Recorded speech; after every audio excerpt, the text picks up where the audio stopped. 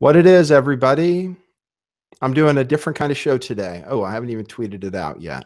I'm going to have guests joining me. This is going to be a hangout. I'm doing it. Oh no, hold on, everybody. Hold on. There we go. Sorry about that. I'm playing on my other channel. It's a Google Hangout, so you don't have my intro or anything else. I already have the Last American Vagabond on with me. I just wanted to go over one thing before we get started, and let me talk about how this show is going to be regulated on a bunch of different people. I expect, since it's the first show, that we might not get a bunch, but I hope to max out at 3 guests at a time. That's what I'm going to try to do for the sake of entertainment. And then I am going to try to regulate the show as well as possible so that people know, what to say, when to say it, and all that. And we can try to keep it as entertaining as possible. We'll see. But I'll try to host the show as well as I can. Let me see who's in let me make sure I have the chat pulled up, because people might join in the chat. We hopefully will have some big names join us. So what I was going to say, if you guys haven't seen this yesterday, what we're going to talk about. Theme of this show, because we're trying to unite, truthers unite, right? So we're trying to do that more. I've appeared with Titus and what's your name? I'm sorry. Sorry, had it muted. My name is Ryan Christian. Ryan. Okay, Ryan. I remember. That's Ryan, the Last American Vagabond. I'm your host, Nathan Stoltman, of the channel Lift the Veil. We're going to talk about some interesting things. We're trying to get people together, first of all, and that's what we're trying to do here. There will be no fighting allowed. There won't be any shill calling allowed. We have people here who might have a tendency to do that. We have people maybe joining us who might have a tendency to do that. We're going to suspend disbelief during this show as much as possible, and put to the side any issues that we might disagree on or think are shill issues. For example, the flat earth or the Mandela effect, or any of those things that people think makes somebody a shill. We're going to suspend disbelief on that. We might invite people on who we really think already are some kind of shill, but we still are interested in hearing from them in the following that idea of suspending disbelief and taking everything kind of at face value and judging for ourselves and letting you guys decide as well. And what we're going to discuss from our various viewpoints are what we think the biggest problems are facing us, whether that be truthers, whether that be the planet at large, and the general public, or whatever it might be, smart cities or 5G. We're going to talk about whatever each person thinks is the thing, and then we'll just talk about all the different challenges we face. And then from there, once we've identified what these possible issues are, then we talk about how we might go about solving them. So that's going to be the show. I'm planning to max out. I think I said this. I want to max out at 3 guests at a time, just to keep it digestible. And then people can rotate in and out. For example, Ryan says he's available for a certain amount of time. So I told him he can drop out whenever he wants. And if we get so many people tuned into the show, so many different channels and people who want to join, then we will then we might be rotating people in and out, for fun. So let me see what I wanted to show you guys. I made a video yesterday. So this is one of the problems is YouTube. And we'll talk about that problem certainly today, and how our views can be suppressed, how traffic can be manipulated, et cetera, et cetera. When I was on with Ryan, and Titus, I was saying that in my experience right now, my traffic's not being nearly as badly. Like, I'm getting views. I think I just went over 4,500 subscribers, which is crazy, from where I was a month ago. So things are going okay, and they have been. But then I put out a video called "Trump Makes Israel Great Again." Let me see if I can share my screen. It's not going to be real exciting to look at. Probably. Oops, not that one. Oh, do I have the option here? Wonder if I have the option to share.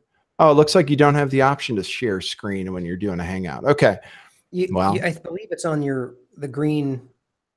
Oh, there it is. Yeah. It's in a different place. Okay, great. Okay, thank you. So this is what I'm looking at now. Okay, and people can see. I'll present to everyone. So this is what happened.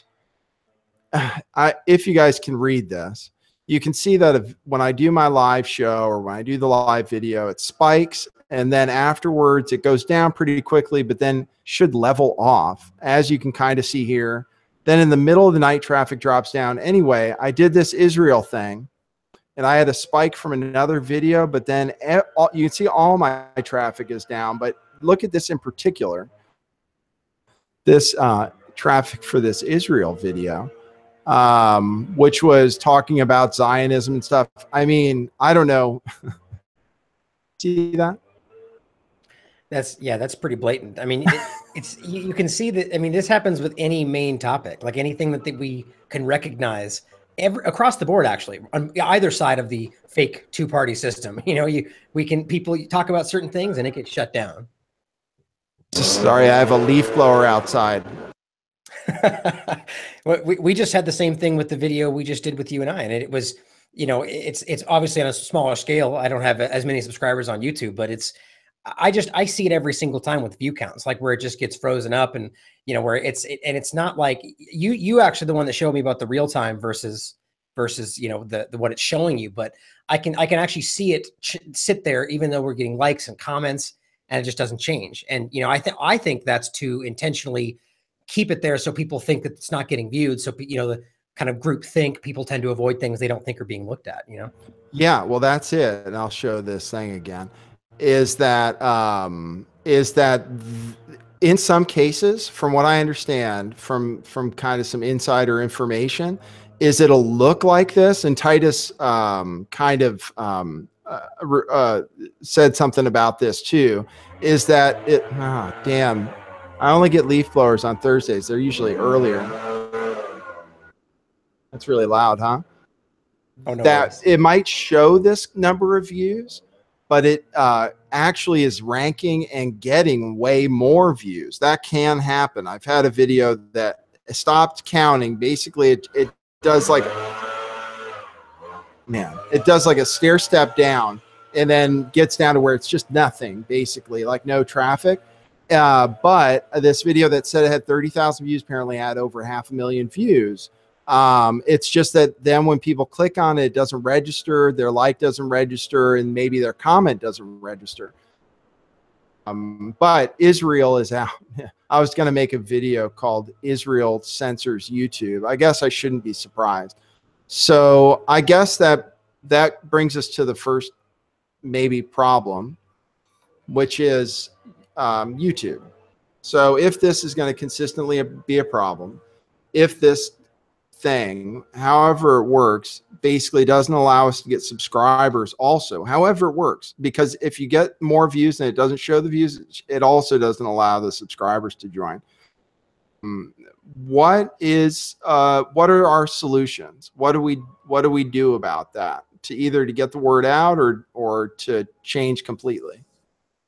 I think combination of both. I mean, we definitely need to be looking to new platforms, and I think we've all talked about that a few times. Whether it's BitChute or that's the one I use. That's why I always bring it up. But I'm sure that there's plenty more that are reasonable, but it's just so hard to jump over there without the following. You know, I actually think that the way that they manipulate it is by keeping it from being seen on searches until the fervor goes away. You know what I mean? Like your video shot up and then they make sure it's not anywhere. So then it goes away. And then once it's back, it doesn't really make any difference, you know? So right. I mean, what we need to do is an official boycott on Google, you know, like all the way around. Because I think a lot of people are beginning to change search engines. That was kind of that first step, you know, because we know that they're basically watching everything you do. But it's about the views. And I really just think it takes that movement. I think we need a big enough event for people to openly recognize that YouTube itself is not this bastion of freedom and free speech that they pretend to be, you know, and then then we're here to scream and say, go to BitChute, you know, or wherever else. Okay, so I'm going to ask you then. I'm also going to make a proposal about a different based service. I think that's what BitChute is. It allows for a decentralized platform for hosting videos, right? Which is the biggest problem with hosting a video site. And vid.me, as far as what our other alternatives are, vid.me just shut down, right? Did you hear that news? Yeah, yeah. I think we talked about that live when it just happened. Or I was had gotten that that email. Vimeo? No, that was vid.me, and it was a weird email. It basically said that they weren't. I think it was a funding issue. The email sent out to anybody who had an account and just said that we're shutting down. But he did say they're going to be doing something else. So it's Right, not gone for good, but that platform, I guess, is shut down. So that's kind of yeah. frustrating. Yeah, so that's one of the other alternatives. And then I guess the other one is Vimeo. I never really played around on there too much. One of them came out with a lot. One of the, okay, so one thing at a time.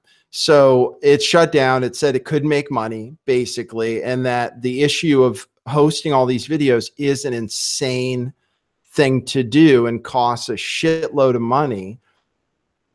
That, believe it or not, YouTube may be losing money, it just to do it because of how expensive it is to have the servers and have it scalable and be able to upload all of the content that goes onto these servers. And that's why you only see really big players kind of involved in it, Facebook, Twitter, YouTube. And as far as live video, which is the next thing, well, I'm getting ahead of myself because I'll talk about live video. But one of the things that was curious in that vid.me email is they mentioned the blockchain, and they mentioned that that might be a solution. And there are a few platforms out there. So there's BitChute. And what that does, from what I understand, and maybe you could tell me, is it allows videos to be hosted. It's a decentralized hosting platform. So the videos are basically hosted. It's kind of like it's peer-to-peer, right? It's kind of like Napster was, right? Yeah, I'm not going to pretend to be an expert on it. I only know kind of just the surface level info. I actually was introduced to it by James Corbett, but that is absolutely correct. And the idea and I actually think that that's what we could make as the argument for all of things we'll talk about today is some in a decentralized aspect using this blockchain technology in some way or another to completely take it out of the hands of these governmental entities, and it's anything peer-to-peer, I think, Right. is the solution. And I think that's what's happening, but it's not as easy to use either. There's issues with sharing and, embedding videos. Cause that's one of the issues I have is I embed a lot, and it actually frustrates me because I've been using YouTube for so long that if and when I make this complete shift, I have to go back through hundreds of thousands of articles and change all these embedded videos that are on YouTube right now. Right. And BitChute's harder to do that with, which I'm sure they're trying to find solutions for. But I know that this was a guy who started this because James Corbett had been calling for it for so long, and he was one of James Corbett's followers and just said, I'm going to do it, and just stepped up and made BitChute. And so I know that it's not this, big entity with all the unlimited funds like some of these things would be, Right. Right. I find it interesting that you say that YouTube's probably losing money. I would argue that that's probably the case, but we know that none of these things are about making money for them. It's about control. So that's, so this guy for BitChute's probably really hard to compete with that because he's just probably one guy with a team trying to pick it up, Yeah. Well, however it works. So I was going to ask you how it's going for you. I assume are you getting much traction there? Cause everything of mine is uploaded now to BitChute. And I just don't get very many views. It might be like 50 or something, per video, but it doesn't seem to be growing at all. Are you getting any traction with it? It's interesting that's the exact same, almost exactly like 49, 50 something on just about every video, except for a few that got over a few hundred. But I'm the same way. I bet you it's just because it's a limited audience, and the people that are on there are probably diehard about it, and so they're trying to watch up everything they can and support everything. Yeah, Right. I think that's the issue, is just less people. And now BitChute, can you make money off of BitChute the way you can off Steemit or DTube? I'm not sure exactly. I would imagine there's probably something there. I don't want to, speak without knowing, but Okay. I know that that's probably where a lot of these decentralized blockchain type of things are going toward, right? So then okay, so there's another platform out there, decentralized platform, but based on the blockchain, and it's affiliated with Steemit. I guess it's Steemit's video platform. It's DTube. I think it's dtube.video or d.tube.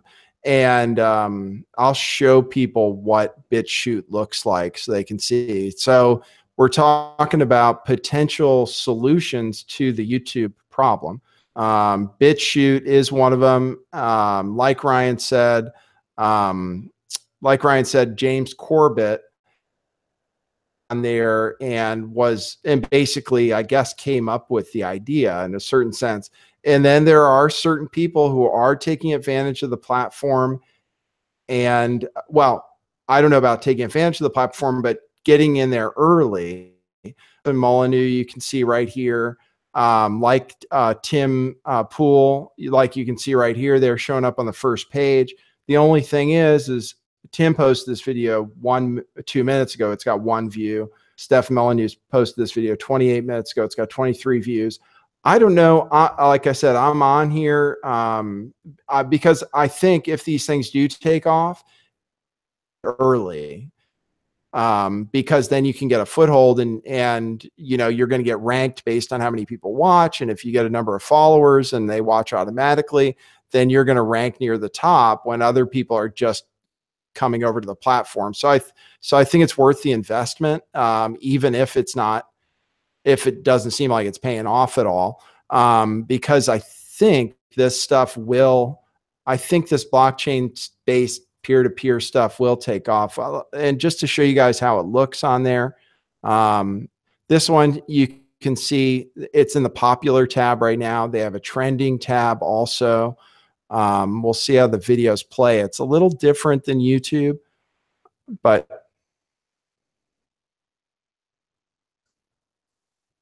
so it plays right away.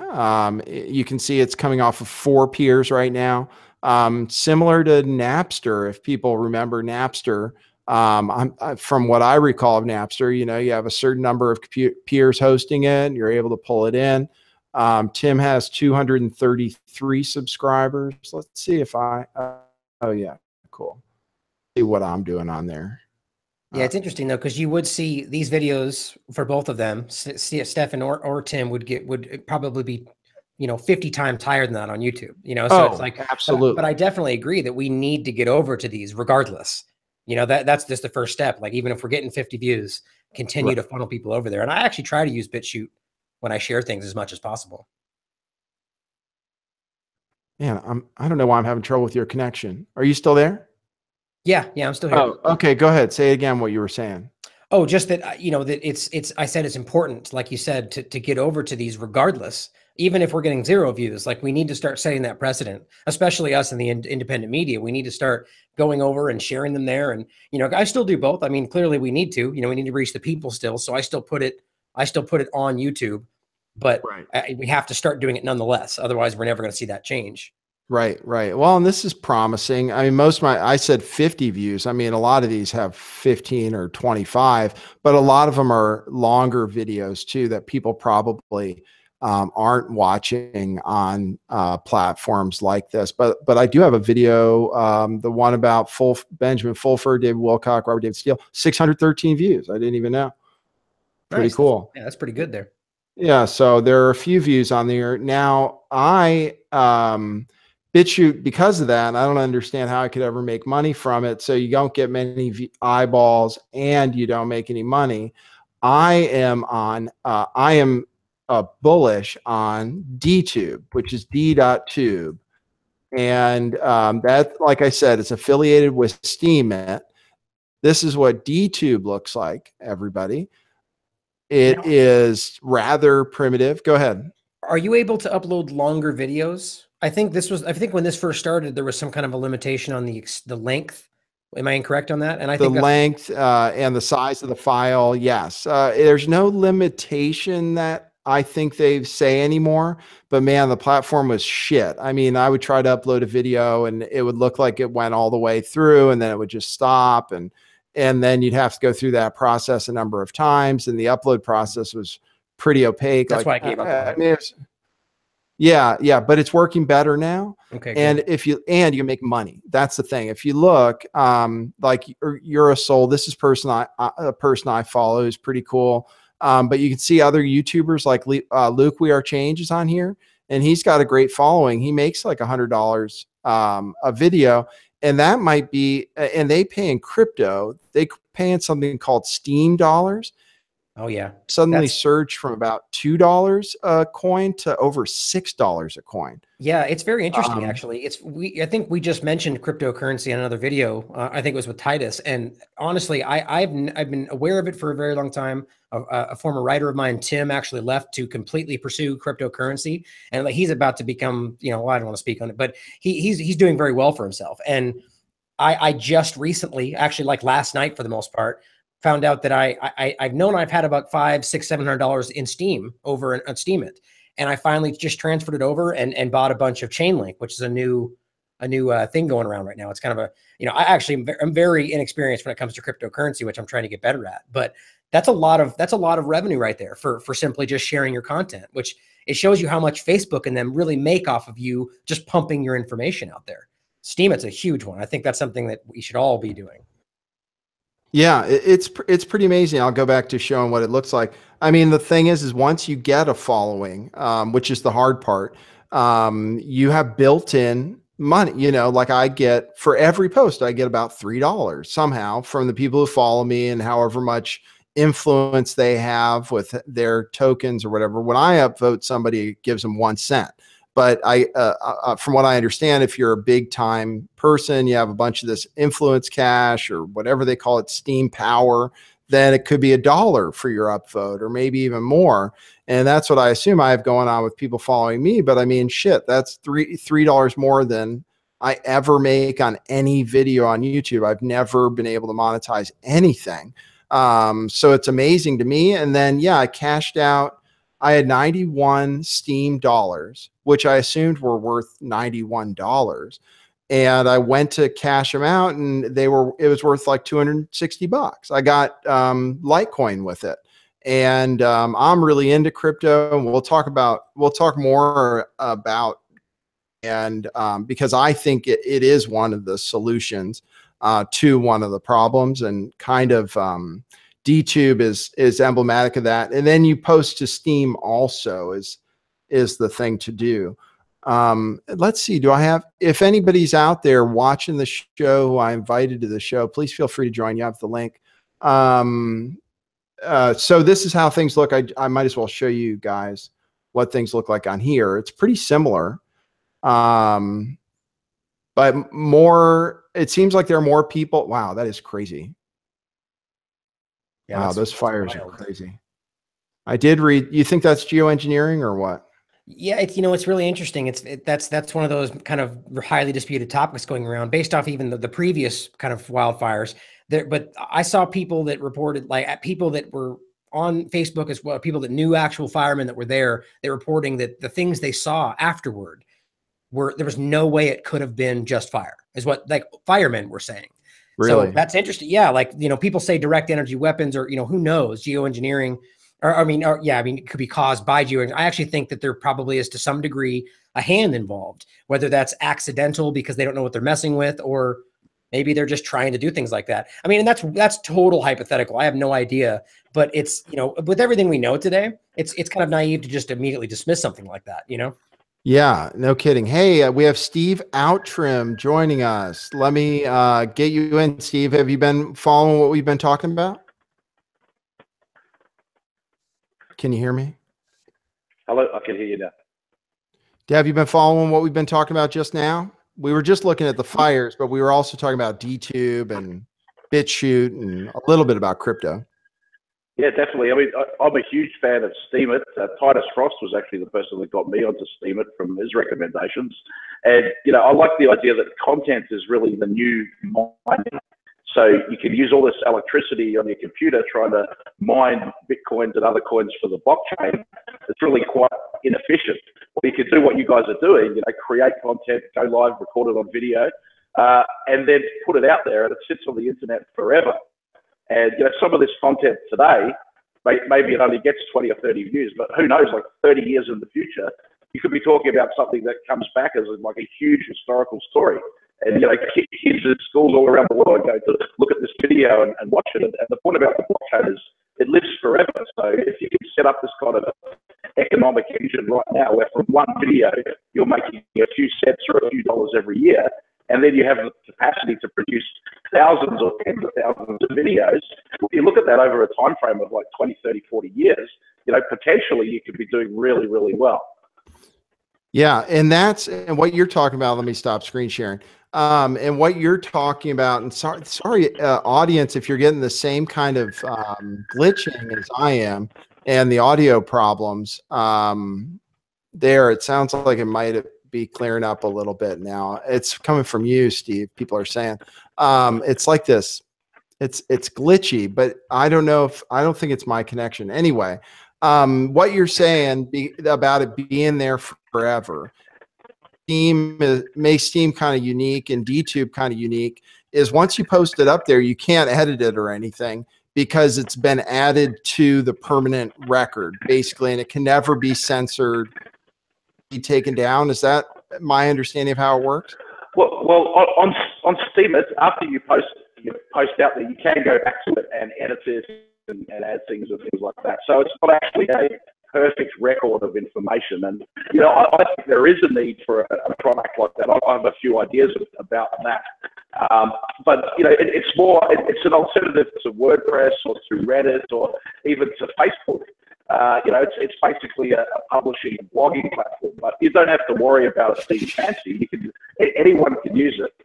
How's my audio there? Shit, your audio's fucked up. I don't know. You want to try rejoining? Because I think I was doing better with Ryan. You want to try rejoining? It's just kind of fucked up. It's probably the bandwidth. Do you have a bad connection? I'm not in the office today, so I don't have my fiber. I'll try to rejoin from. Okay. Yeah, people in the chat are complaining. I really want Steve. Steve, go ahead. I was going to say, I love his idea. I love his perspective on that. It's kind of the thing is about Steam. Steam it could be censored, I should say, right? I mean, if we can edit it, it can be manipulated. I mean, anything can be, but I like the idea that it's kind of a permanent record of thing. And he's right. I mean, you could essentially have an article get discovered 10 years from now and make a bunch of money from it, and I love that. It's a really interesting idea. It's neat. And I wanted to ask him with the value. The other thing that's neat is you get paid in this cryptocurrency, Steam dollars or Steam coins, I guess, which are somehow different. I have some of those too. But like I said, the value just shot up from like $2 a Steam dollar to over $6 a Steam dollar. And if there's some value of this cryptocurrency beyond just being attached to this platform, which apparently maybe there is, I think that was the idea in the first place, is the currency itself can go up in value. And now every post I make is 3 times more valuable than it was a few days ago, and makes me even more interested in doing it. And the thing is once it, like you said, is we should be doing this. I mean, you look at people that have been doing it for a while, it looks like, and this video that we just played, that was literally maybe a minute and a half, just showing a fire off the 405. He's got $90, and that might be more. That might be 6 times that. I don't know exactly how the math pays out, but either way, I mean, and when you have that built-in, he has 1,976 subscribers. Maybe I could show it again just so you can see what I'm looking at. I definitely What's that? I said I definitely need to get on DTube. I wasn't aware that, like, I still, because I had that memory of it being really glitchy, like you were talking about. I haven't really checked back since then, so it's definitely there's just, it's unparalleled, like the way you can make money from this. I was blown away as well. Like mine I had just transferred over to Bitcoin to be able to transfer it to buy the chain link, and just in that time period, because Bitcoin jumped up, I made like $300. It's just wild. Like it's such an, and it's interesting that I've been hearing some weird talk about now, because they're being forced to address it, right? So now you're seeing all these people in financial positions almost kind of, they don't want it to become a new currency. I think that's what they're afraid of. So now they're trying to make it seem, oh well, it's like a store value, like it's like gold, right? Which is good. Oh, you mean about Bitcoin? Yeah, Bitcoin specifically, but it's dangerous. Like they're trying to kind of fold it into the fiat currency, Yeah, it's weird what's happening with Bitcoin, and God, I wish I was having better connection, everybody. I don't think it's on my end. I don't think I can drop it. I don't think I can just drop my connection and get back in. So again, this is just to go back and show. I think I have a blog on here too. Oh, Jesus. Oh, that's Steve again. Oh, there we go. He's a little. There's something wrong, Steve. We got like a. Gosh, I want to have Steve on. Can you even hear me, Steve?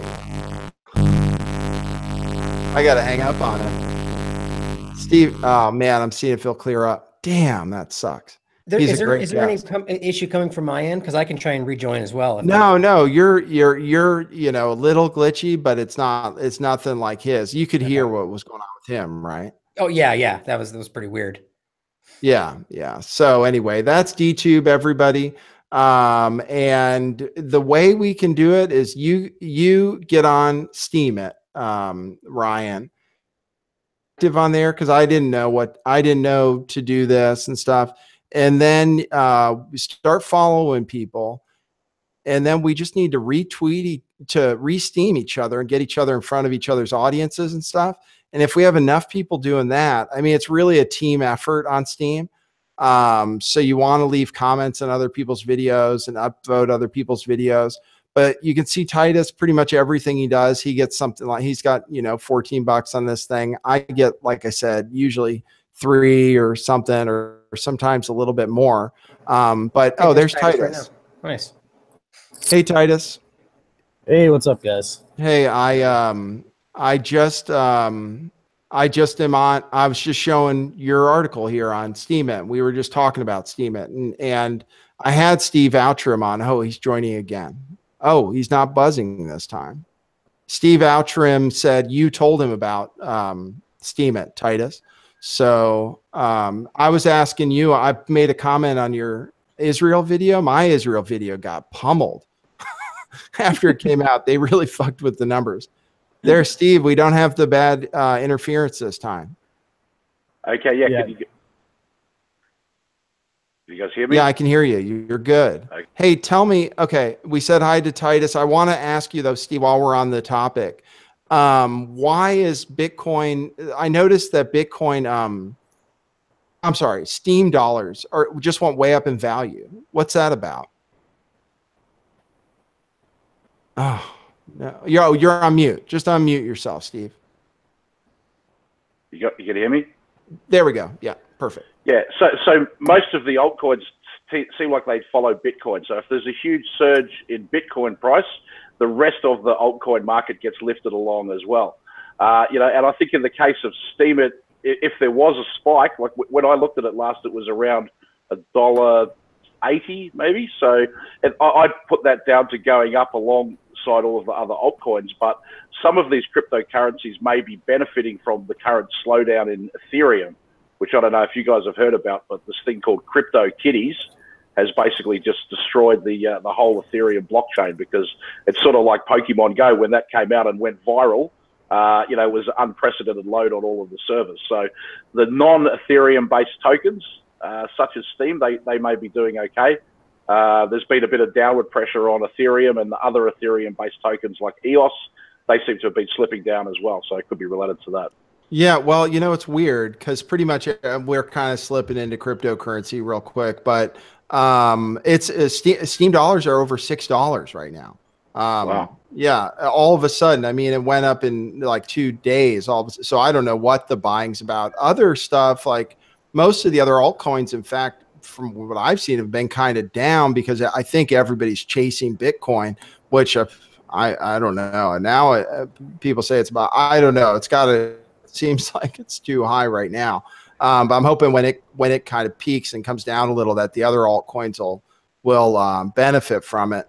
But what I was saying, Titus, because I was kind of introducing Ryan to DTube, and I don't know if you post there yet.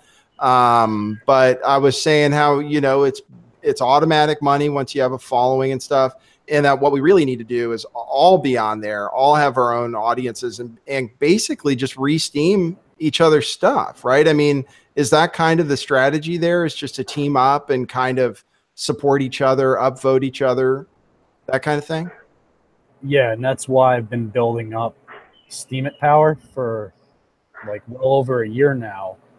And I have like 13,000 something Steam It power. So when I upvote someone's like video or article, it's like $1.40 for one of my votes if I give them 100%. So you probably saw like maybe a small bump on TLA's articles I just upvoted. I just found you on there, and I just found Nathan on Steam It this past week. So I've been like upvoting your guys' stuff, which should put it up. And I've known Steve Outtrim from Steam It for a while now, so it's nice to finally get the chat with you, bro. It's nice to see you here. Yeah, man. I know we've like discussed a bunch on the blockchain actually, and I think one of the major things about like Steam It is, unlike the other cryptocurrencies, where they do sort of follow Bitcoin, and Steam It does follow it too. I agree with that. Steam It also has other things like influencing the value. So you have the Steam It platform itself, which brings in value like Facebook has value. And you also have smart media tokens and EOS. And now you have those other things like DTube. And I've been on DTube. I was putting every one of my videos up on there. In fact, my first video on there made something like $300 something in Steam. But since then, all those videos got removed one day, and they fixed like a bunch of issues with the DTube like platform. And now I've been having to re-upload all my work there. But I've only got like 4 or 5 of my videos on there right now. But I did have like 30 videos up there or something, and then they all just disappeared. But you get more value for your videos on DTube than you'll ever get on YouTube for them with monetization. And you don't have to worry about censorship. And you don't have to worry about copyright. And BitChute coming up soon. I know from talking to the guy who runs that they're going to monetize that with Bitcoin. So soon you'll get Bitcoins for your BitChute videos. Like it'll be monetized similar to DTube. So I think those two platforms, DTube and BitChute, which are both uncensorable, both on the blockchain. You know, BitChute runs on the BitTorrent, which Hollywood could not take down ever.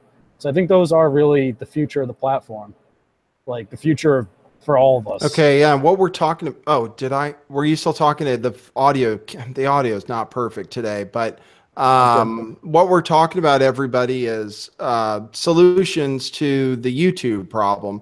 I don't know. Steve, I don't think you have a channel or anything. You appear as a guest on a lot of different shows, though. You were explaining your point when you first came on was that stuff stays there forever.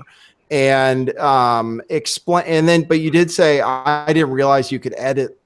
I had trouble editing, at least on DTube, after the video went up. Like I couldn't add a screenshot if the screenshot didn't go through and stuff. But the DTube platform has gotten better. What do you mean? Why is it different as far as it being permanent as opposed to some other kind of platform? Well, the point that I'm trying to make is about, you know, content being the new mining. And if content is monetizable and you guys are just constantly creating content all the time, then every single piece of that content you should put out there on the internet and monetize it, because the internet is forever. And you know, you might not think that anyone is ever going to go back and watch Lift the Veil from like a year ago, but who knows? Anything could happen. And I mean, the point is that you're doing the work anyway to create the content. And this is one area where I think Titus shows real leadership in getting the same piece of content out onto multiple platforms and channels. And you know, that's part of what we have to do to fight the YouTube and the big brother deep state censorship. The other platform that you guys should take a look at is Kim.com's new one. It was called BitCache. But he's got the domain k.im, so it might be called k.im. And he's looking to do the same thing as well, which is to monetize content with Bitcoin, but also reflecting that for a lot of content, people might pay 1 cent or 2 cents, you know, to look at something or to like something. but they're not going to, go to the trouble of doing a Bitcoin transaction for it. So he's created a micropayments platform to do that. And what I like Kim.com for a lot of reasons, but he has a proven track record of success in this space with like his mega platform and everything. So I think that that's going to be huge. And when he launches that, I'm going to have my own channel on that. I've used the beta of the software already, and it's quite spectacular. It's really about how do we bring the ordinary people of the world onto the blockchain, and for them being able to watch and enjoy videos like fans of your shows. There's one way. For them being able to create the content themselves and make money is another way. And then the crypto kitties that, you can just make a cute cat and breed it with another cat. And, people are making $100,000 out of one of these cats that they get for $5. It's ridiculous, but that's the future we're moving towards. What? They're making money off of crypto kitties? What is crypto kitties? Good question. It's huge. Yeah. It's just come out. It was a hackathon project at the University of Waterloo in October. And then they launched it on Ethereum, and in the last 2 days, basically no transactions can get through on the Ethereum network because it's completely clogged up with these kitties. So I'm like, well, I have to go breed some kitties and sell them. That's the only way I can make money on the blockchain today. But I couldn't even buy one of the kitties. That's how busy it is. But yeah, the top one sold for 112,000. There's been 2 that sold for more than 100,000, and I guess it's a way to teach kids, arguably women, about the blockchain. I guess there's a lot of men that are into crypto kitties as well. But the fact that you can make money from it, well, this is a new economic career, breeding virtual cats. Man, it's so crazy. Maybe you can even explain the way even somebody like me can understand it. But I just got some EOS after being on Titus's show and him talking about it, even though I don't even know if I can say that. I don't even know if I just read something that we're not allowed to have EOS in the United States. But go try to take it from me. Ethereum is some kind of a platform, as long as we're talking about cryptocurrency, it's some kind of a platform that allows you to run decentralized programs on it or something, right? And these crypto kitties are some kind of, it's basically, what is it? It's like is it like a token pretty much? Well, yeah, so Ethereum is as you described it, you can run software on the blockchain. So that's their main innovation over the Bitcoin blockchain, as they call it, smart contracts, these distributed applications. And so the CryptoKitties is a distributed application, which means it's out there running, and it suddenly becomes, even if they wanted to shut it down now, it's very difficult for them to do that because, the fundamental idea of the platform is, hey, we're going to bring a computer, a giant internet that runs on everyone's computers at once. And so the programs that are running on this blockchain can never be shut down. But the reality is that, it doesn't really scale to that. And it's looking like maybe CryptoKitties needs to have its own blockchain rather than running on the, speaking of CryptoKitties, Doshi's just coming to the shot there. Yeah, Doshi's, yeah, he's over there in the background. Steve's looking at me. Yeah, he's coming. Everybody likes to see that. That's where I get most of my money. He's my money maker too, actually. So that's why people are upvoting my content probably on Steemit. But is that as long as we're on crypto, and some people their heads start to melt down when we even talk about it. But that's the thing with that we're finding out about Ethereum is that this new thing, EOS, is kind of a more advanced version that could maybe handle CryptoKitties if it were more. Well, yeah, I mean, Titus has made the point of Ethereum is the new world order coin because of who's backing it, and yeah, I mean, that's true, but you could also say generally blockchain technology is new world order solution to one financial system. But the guy Vitalik Buterin, who's they hold him up to be the founder of Ethereum, he won a scholarship from Peter Thiel for the Facebook. PayPal guy. He got this first 100,000, and then suddenly he's the front man for this whole invention. But he owns about 400,000 ethers, and there's about 96 million ethers. So he's less than half of 1%. But it is being backed by major corporations like BP, Microsoft, the state of Andhra Pradesh in India, and there's a lot of stability in the Ethereum price compared to the Bitcoin price, which I think is being, you know, specifically engineered by the big money that's behind it. There's some limitations in it technically, and that's what EOS is all about. EOS is like, we're going to have a more scalable version of Ethereum, but EOS is actually an Ethereum token. And most of these tokens are based on the Ethereum token. So Ethereum has kind of become the killer app for ICOs. And, you know, this boom of ICOs, what that's doing is before you had to go through these gatekeepers of venture capital companies to grow your business. But now people can just go out to the crowd, like with a Kickstarter or like with a GoFundMe, but with a token, with creating their own tokens. And this is where the smart media tokens comes in, which is another thing I learned about from watching Titus' show. But, you know, the founders of Steemit, who are behind EOS as well, they've created this thing, smart media tokens, and it's basically to enable shows like yours to get money from the audience. And you can do your own ICO and issue these smart media tokens. You can get paid at it, or, you know, if a few of you would join together and collaborate and then form a network, suddenly you get a network that can pay everyone in smart media tokens, and, you know, perhaps sell advertising in smart media tokens as well, existing purely on the blockchain. And, you know, you can replicate what works in the existing world, the Fox News or even the Alex Jones model, but replicate it in the blockchain so that no one player can come along and say, okay, we're shutting this channel down.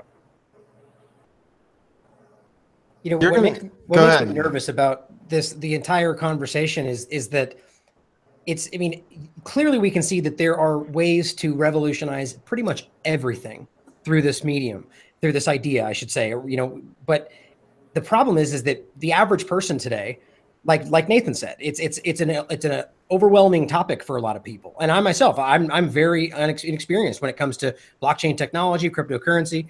And so the problem is that the wrong people are in places right now to completely take advantage of that. You know what I mean? And so it just makes me nervous that I feel like, that's why I love when you were talking about the CryptoKitties idea, because that's a way that you can get the younger crowd and the people that don't know about it more involved in it, you know? But so how do we get past that? You know, because I feel like as this moves forward, the wrong people are the ones leading this movement at the end of the day, outside of people like you and people that are, you know, taking charge of it on that side. Well, it's available for anybody to participate in the crypto world. And, you know, it can be a bit daunting because it's not really a consumer grade experience yet. This is a technical experience. And even for geeks, there's, you know, a few challenges to jump through. But if you go somewhere like Coinbase and set up an account, you know, you download the Coinbase app to your cell phone and you validate your driver's license with your cell phone. It's actually pretty easy to do it. And that's all you need to get involved. You don't need to buy one Bitcoin for $18,000. You can say, look, I'm going to put $100 into Bitcoin. And, you know, a strategy that I'm recommending to everyone that wants to get involved with crypto is take what you can afford, like, you know, maybe $100, $200 a month.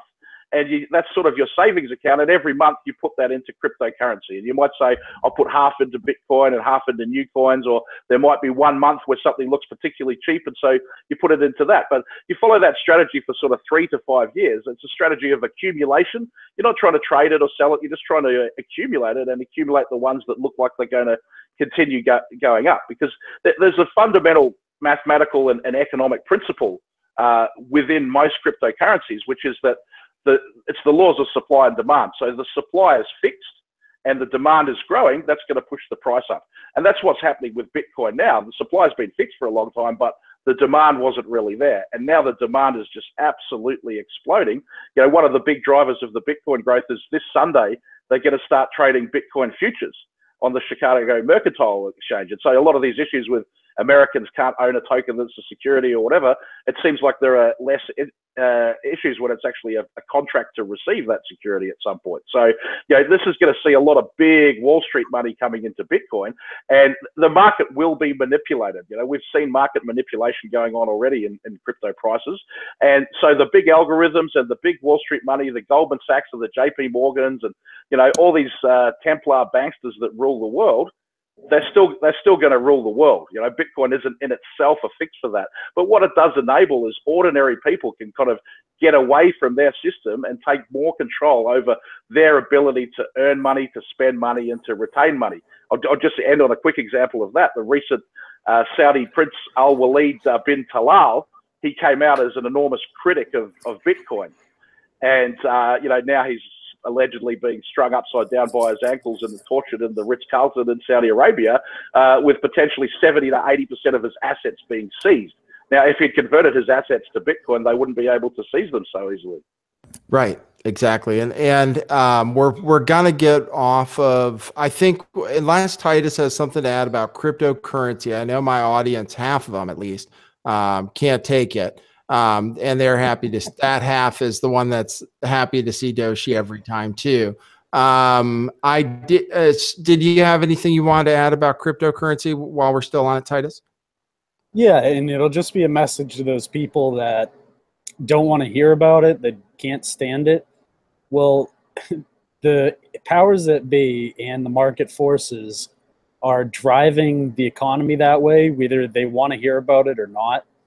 And we're trying to inform them about cryptocurrencies because we want them to get in and involved in it on the ground floor so they're not left behind and trying to convert their fiat currency over into cryptocurrency when it's too late and they'll all be broke. If you guys all jump in now, we can all work together and get some of that cryptocurrency before it becomes a New World Order coin or something like that. So, I mean, if they don't want to just be like, servants to the system, then the time is to try to decentralize it, which means we all have to jump on it while we can. Yep, that's what I've been telling people, and it's hard. It's hard to get it through their heads because you're stuck in a paradigm of thinking a dollar is money, and I try to get people to think, don't think of it as something. Don't think of it as whether it's perfect, because a lot of people will tell you it's a scam, it's manipulated, it's New World Order, whatever. Think of it compared to your US dollars or your euros or whatever it is, and think about whether it might be preferable at least to that, because we know that those are completely controlled, can be printed more at any time. And during the next financial crisis, I mean, there are going to be currency crises left and right. And that's why you have people piling into this stuff. So that's why we talk about it, is because it satisfies our goals, which is being decentralized. And, you want to think about what you can do to change the world and to kind of walk the talk. Also, I mean, if you're talking about central banks being evil, then do something about it. Sell your dollars and make it crack. I mean, whatever it is. I mean, we don't want to be living under this this debt-based system of slavery where we get paid in this government-issued fiat money. So, and we're trying to help you out, even though you don't like to think about money. A lot of you don't like crypto. Unfortunately and fortunately, what you're doing right now, watching a show where people who do research and have specialized information, and you have guys like Steve Outtrim, who was the CEO, youngest CEO of a public company in Australia. I mean, we really kind of have done some research and we're trying to impart that to you. And this is a way to take what you get from the internet and not just learn that Sandy Hook is a hoax, but maybe learn something that provides for your retirement, or helps you pay off credit cards or any of those things that you want to do. So that's why we talk about it. I'm going to move on from it. I just want, we were talking earlier about the problem with YouTube and what some options are to fix that. And one thing that I am uniquely on, and this is the only live show I've done for a while where I'm not simulcasting live on Twitch. So is this platform Twitch? Show people here, even though again you're all looking at Doshi. I'll show you what Twitch looks like because I showed you the other platforms. This is my last show. I have a dopey face on me. This is owned by Jeff Bezos and Amazon.com. It likewise, you don't necessarily get a big audience, but because I had that hard switch from YouTube to Twitch, got some built-in viewers. I get about 40 or 50 live viewers at a time on there. And I do think, like BitChute and maybe like DTube, that this is a platform for gamers, but they have this new thing called In Real Life, which is one of their most popular segments, and people are tuning in to, they're trying to watch something live other than video games on there. And it's unlike the other platforms, it's user friendly, it's beautiful, it has a great app, and they don't censor as far as we can tell. If you do live content, it's a very unique place to put live content. And it's another place where if there are more of us on there supporting each other, you can do things like on my channel, I can host other channels. So when I'm not live, and if Titus were on there, or Steve Outtrim were on there, or Ryan was on there, then their show would come up on my channel, and we can go, and it can go vice versa. And you can almost make a television station on there, or a station that's running content all the time. It's another thing to do, and you have to use broadcasting software to do it. But I think it's something that also is going to be up and coming as people diversify from YouTube. So that's one other option. I do invite people to join me on there, run your channel when my channel's not on there. So I haven't heard from you. We haven't heard from you as much lately, Ryan. Why don't we move on to a new problem? You tell me, what do you think of as one of the problems we're facing, content creators, but as human beings, perhaps, or either way? And I don't know if you have any solutions for how you might fix that. Well, I mean, I thought about it a while before the show on kind of what the biggest problem I felt was in general. And this is more of a lofty kind of idea, but I think we can all agree that I think the thing I run into the most on a daily basis when I'm dealing with anybody is people that are still completely caught up in the two-party paradigm. The idea that this still exists, that there is two separate political parties, and that everything you do can be split between them, right? That it's all, and I think it's just so, I think that is something I am trying to focus on more often than not, is trying to dispel that notion. And I know that doesn't apply to like tangible problems we have in front of us, but I just feel like that to me is the biggest issue that like the first thing I want to try and solve. I think if we can get people past that idea and realizing that the thing that they're being pushed, that's being put in front of them is just a big show, I think we will immediately get a lot more people that are invested into the kind of things we're doing, and that to me, that's just my opinion. I think that's the largest problem. I don't know if I lost his audio again. Yeah, sorry if I cut you off. It's because your audio goes out. What do you have ideas on how we change that beyond just doing what we do and putting the word out on the streets? Right, yeah, exactly. Well, that's the hardest part about it, right? Is that it's an idea, So I mean, how do you basically, we just need to continue to show people proof of that. That's my solution. You know what I mean? Every opportunity we can show somebody that they're advocating for the same thing. I thought a perfect example of that was when the whole bombing of Syria, and basically these people who were the day before criticizing Donald Trump on every aspect, all of a sudden united on how amazing everything was. And, it's like, that's a very clear sign that war is something they're both behind, and it's like, we just need to point those things out as much as possible.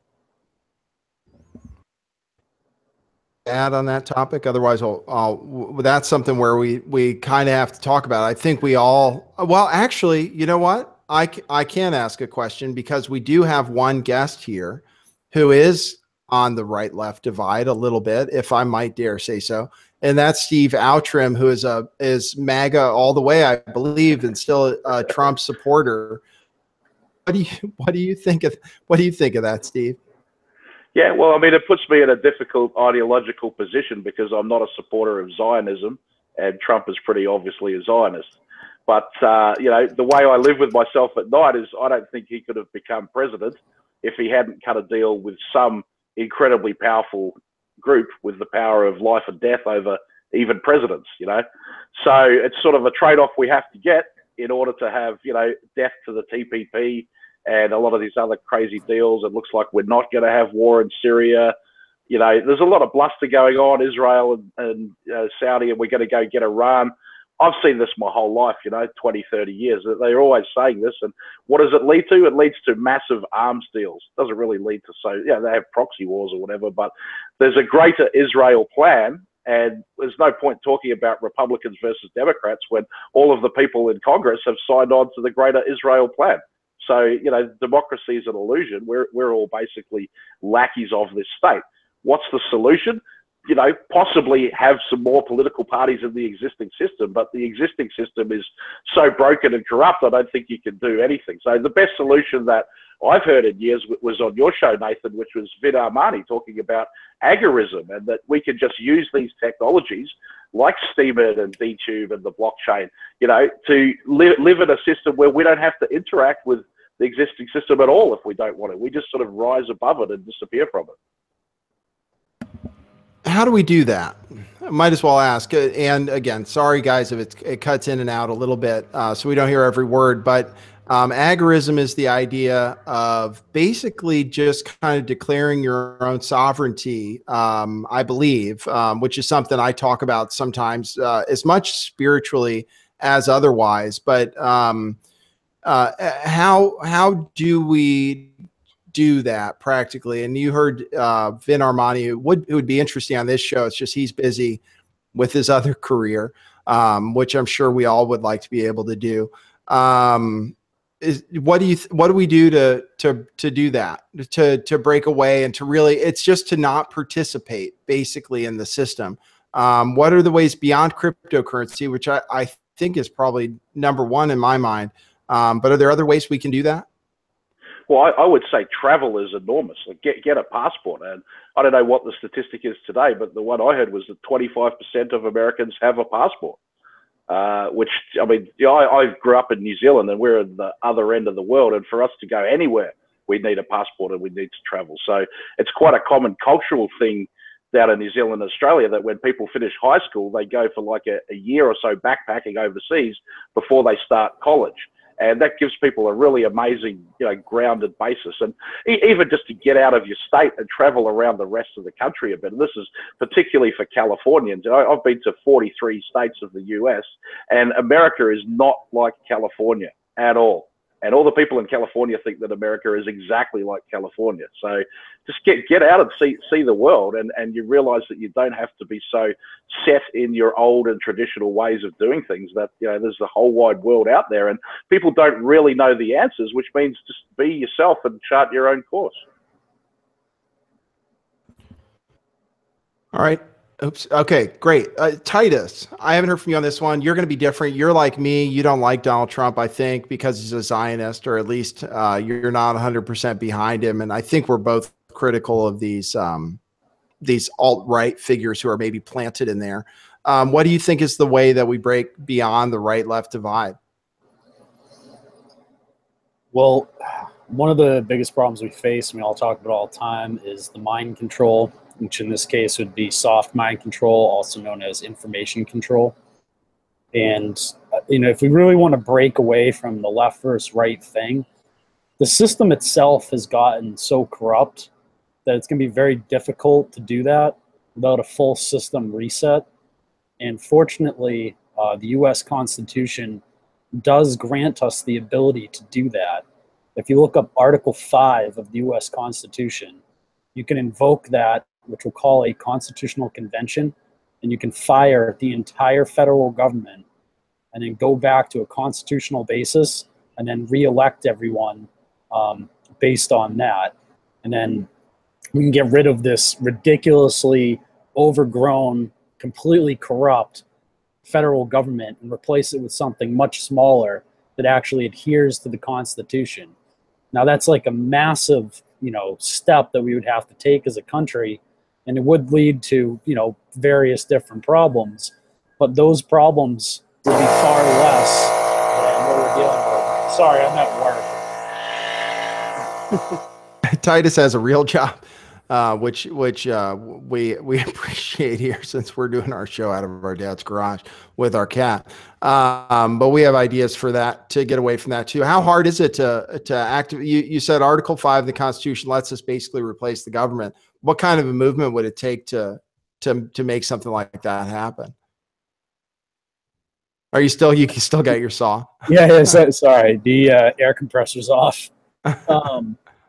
Basically, what it takes is a vote of the states to do that. I believe it's a 2/3 majority vote by each, and each state has to do that. I believe at the Senate level, or first at the House level, then the Senate level, or it can be invoked by a sitting president. So John Mackey was actually on the idea that he would, if elected, invoke that, fire himself and the rest of the federal government at the same time, which is why I supported him for president.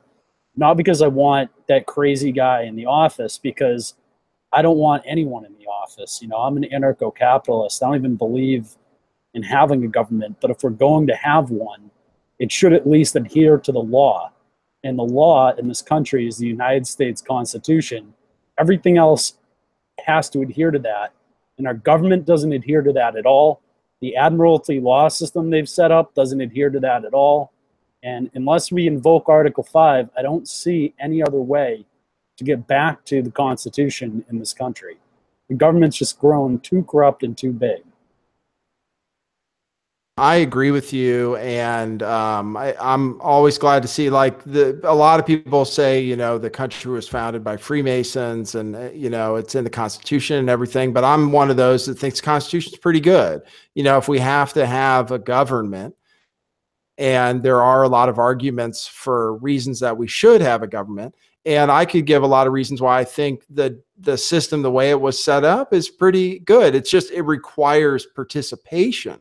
And the most difficult thing is now that people don't really participate, their candidates are chosen for them, and they allow that through that soft mind control that Titus was just talking about. So it's difficult, and it's hard to imagine getting 2/3 of the government to vote for voting themselves into obscurity. But it's certainly a dream we can all think about. I am interested, since we talked about agorism, closely linked to that, I believe, or associated with it, is anarcho-capitalism. And I could use an explanation of what that is, Titus. Oops, you're still on mute. Basically, anarcho-capitalism is just the idea that, you know, we go to a private system where you don't have, you know, a government collecting everything. So with stuff like, you know, in the modern day age, with things like smart contracts and things like that, instead of, you know, the government going around and collecting all of the money to build a road through taxes, we could just say, okay, we want a road built here. Let's put out a smart contract on that. Everyone else that wants that road built can put whatever they think worth towards that. And then through voluntarism, that road gets built. And normally it gets built better than what the government would do, where, you know, they just go around with a monopoly of force and take all of our money via taxes. And then, you know, 50% of it goes to grift. And then, you know, another 40% of it goes to some other crap. And then 10% of it actually goes to the road project, which then drags on forever and ever and ever, because it goes to whatever contracting company they decided to pick, because it's, you know, the governor's brother or something, you know what I mean? And it never, ever gets done. We have road projects here in Boston that have been going on for like 10 years without anything being done. And we pay like a ridiculous amount of money in taxes. 28 cents per gallon. We pay excise taxes. We pay, I mean, it's just ridiculous. And all that money goes to waste, basically. So with anarcho-capitalism, you're privatizing these things that the government does now. It's just shifting it to the private sector and decentralizing it and getting rid of this, you know, monopoly of force that's called government. In order to do that, in order for anarcho-capitalism to work, and in order for democracy to work also. So the thing people would probably argue with this anarcho-capitalism, a completely voluntary system where you, like you said, people say, hey, we need a road. So they voluntarily chip in to hire a contractor, I suppose, to do the road work. Of course, the reason we have taxes is because people don't volunteer their money, right, when given the choice. So you end up with a lot of deadbeats in there. I think Ryan had to go. So if anybody is watching, anybody else who got my invite, please go ahead and join anytime. I said I would max out at 3. How do you prevent that? I mean, doesn't it require just a very, very high level of participation from every single person in the community, or does that manifest as people start to go that way? Or don't you agree it's a difficult system considering the way people think right now? It would be difficult to go straight from where we are now, living under a nanny state, to that system, which is why I advocate for going back to a constitutional basis in the United States, because that's like a much smaller leap, right? That's, you know, going back to like a government that's, you know, legal and people know what that type of system is. We've gone through that in America since 1776, and it's just been corrupted since then. But if you want to go to, you know, an anarcho-capitalist state, that's a much bigger step. And you'd have to do that at a global level, right? So like, say we did that in the United States, and I get like the issue about, you know, how do you get people to voluntarily pay? Well, you know, businesses along that road that you need to be built would all benefit financially from having the road built. So they would all pay towards the building of that road. They all pay in corporate taxes already for, you know, crap they don't even want or need, like wars and shit. But if you did go to an anarcho-capitalist state, like say in America, like right now, what would happen is, because the banksters run the world, they'd just use another country to come in and take you over, like, you know, the War of 1812 with the United Kingdom. So basically, you know, you couldn't do it unless you were able to do it globally all at once, which is sort of like a pipe dream, right? So what we really need to do, and I think what we really need to focus on, is, you know, the Convention of States, Article 5, getting back to a, you know, constitutional America. And then once we've done that, we can work on the rest of the countries around the world. But America is sort of like the head of the snake. You know what I mean? We're what they use to control everything else with the military. So if we can take back, you know, the military and the power, and we can use that to free the rest of the countries around the world, sort of systematically, that type thing. But in the current state of affairs, we can't just go straight to a anarcho-capitalist system, because then, you know, God knows which country it would be, but they would use one of those countries to invade America and take us over and bank and all those types of things. So, all right. So yeah, I think getting to that anarcho-capitalist thing is, well, like you said, it's kind of a pipe dream, but something that's really beautiful at the other end. My feeling is, for what could be a possible solution to the government problem, and we have a government problem, is starvation, is to starve the government of their taxes in whatever ways possible, just by stopping participation in the system, which I guess the agorism kind of points to. But, you know, doing things that maybe making less money, but like, I don't pay taxes, you know, I wouldn't have to.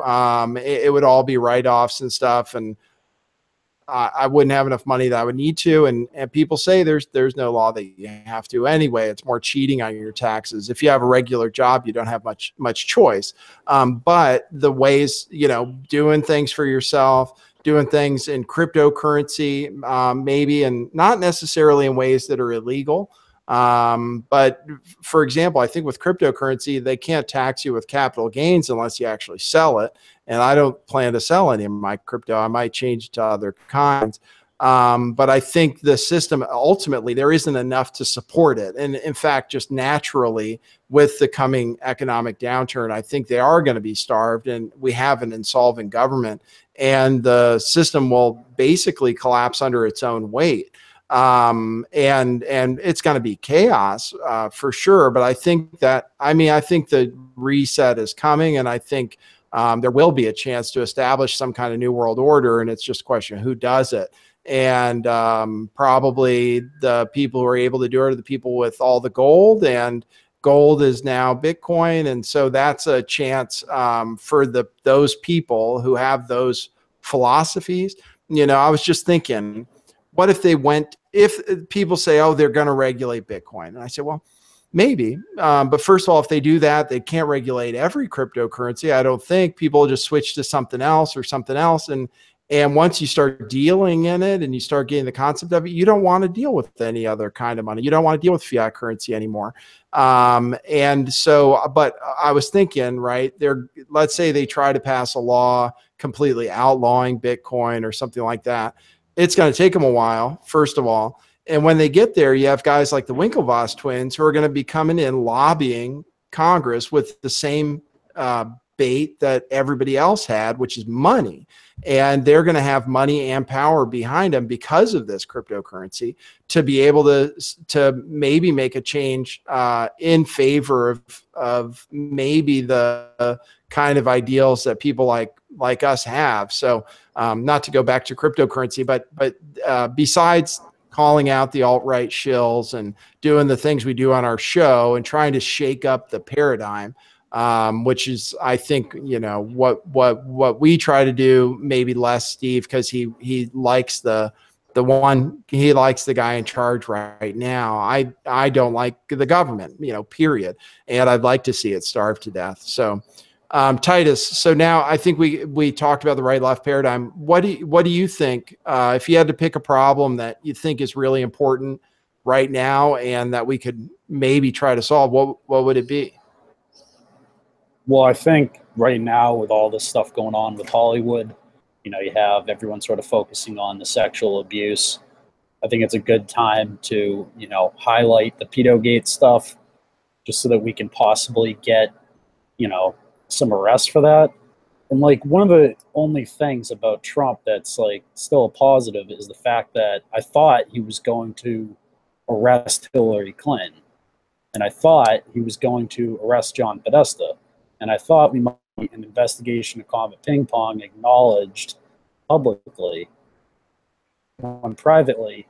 And we have all these sealed indictments and things I don't know. I just feel like if we keep the pressure on that, we're even seeing Podesta melt down in public and flip out at people just for asking them questions about this stuff.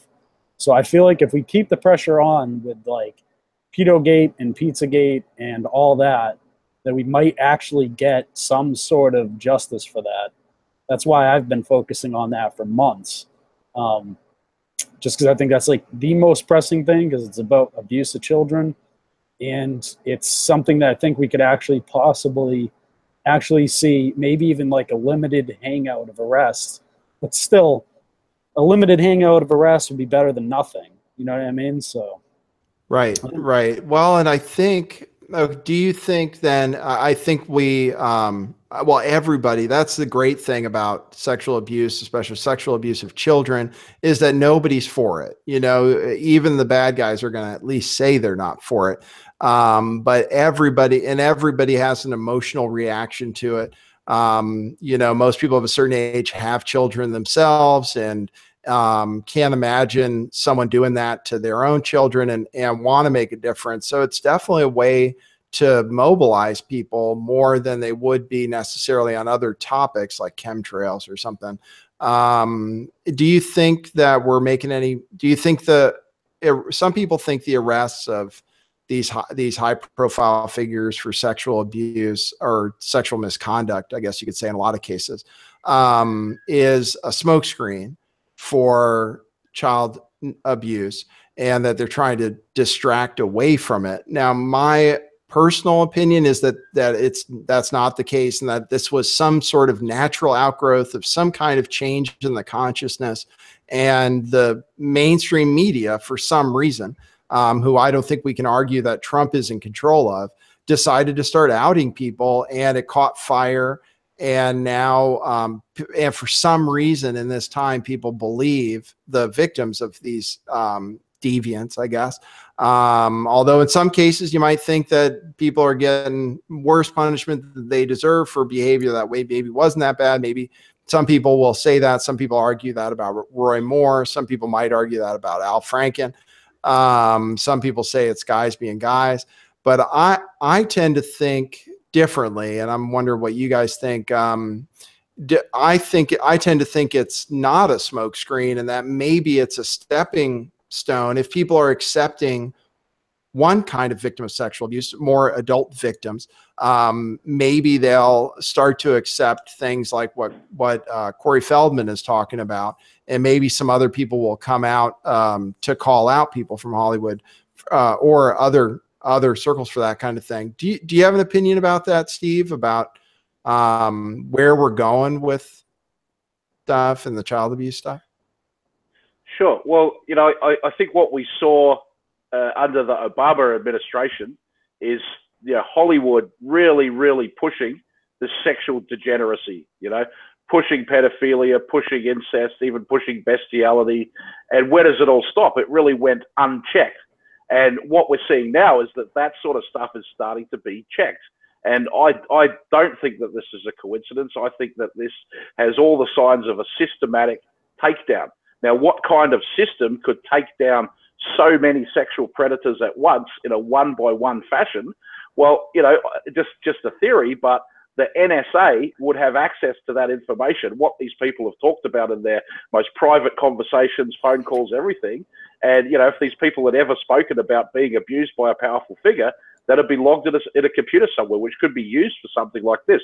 And, you know, potentially it's phase one of a much bigger takedown, getting the public ready to accept the next level of it. Because I think one of the challenges with Pedogate is that people just can't imagine that anyone would do this to children, let alone that famous, you know, leading figures in their lives, and, you know, a huge interconnected network of it. And unfortunately, when you do the research, you realize that this is absolutely what's been going on. It's been going on for years and years.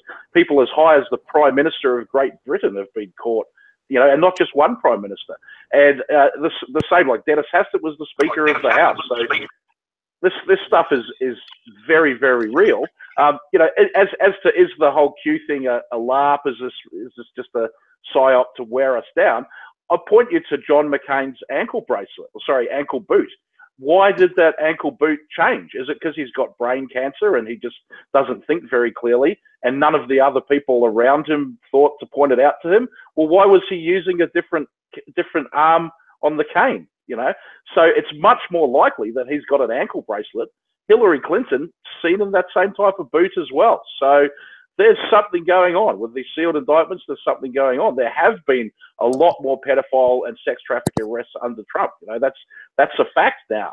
And let's hope that that's just accelerating. You know, I think that's you know, he was elected on the promise of lock her up, and I'm still holding out hope that that's what's going to happen. And I think that the other MAGA people that I know, we believe it. And, you know, look at how this Trump-Russia thing has turned around.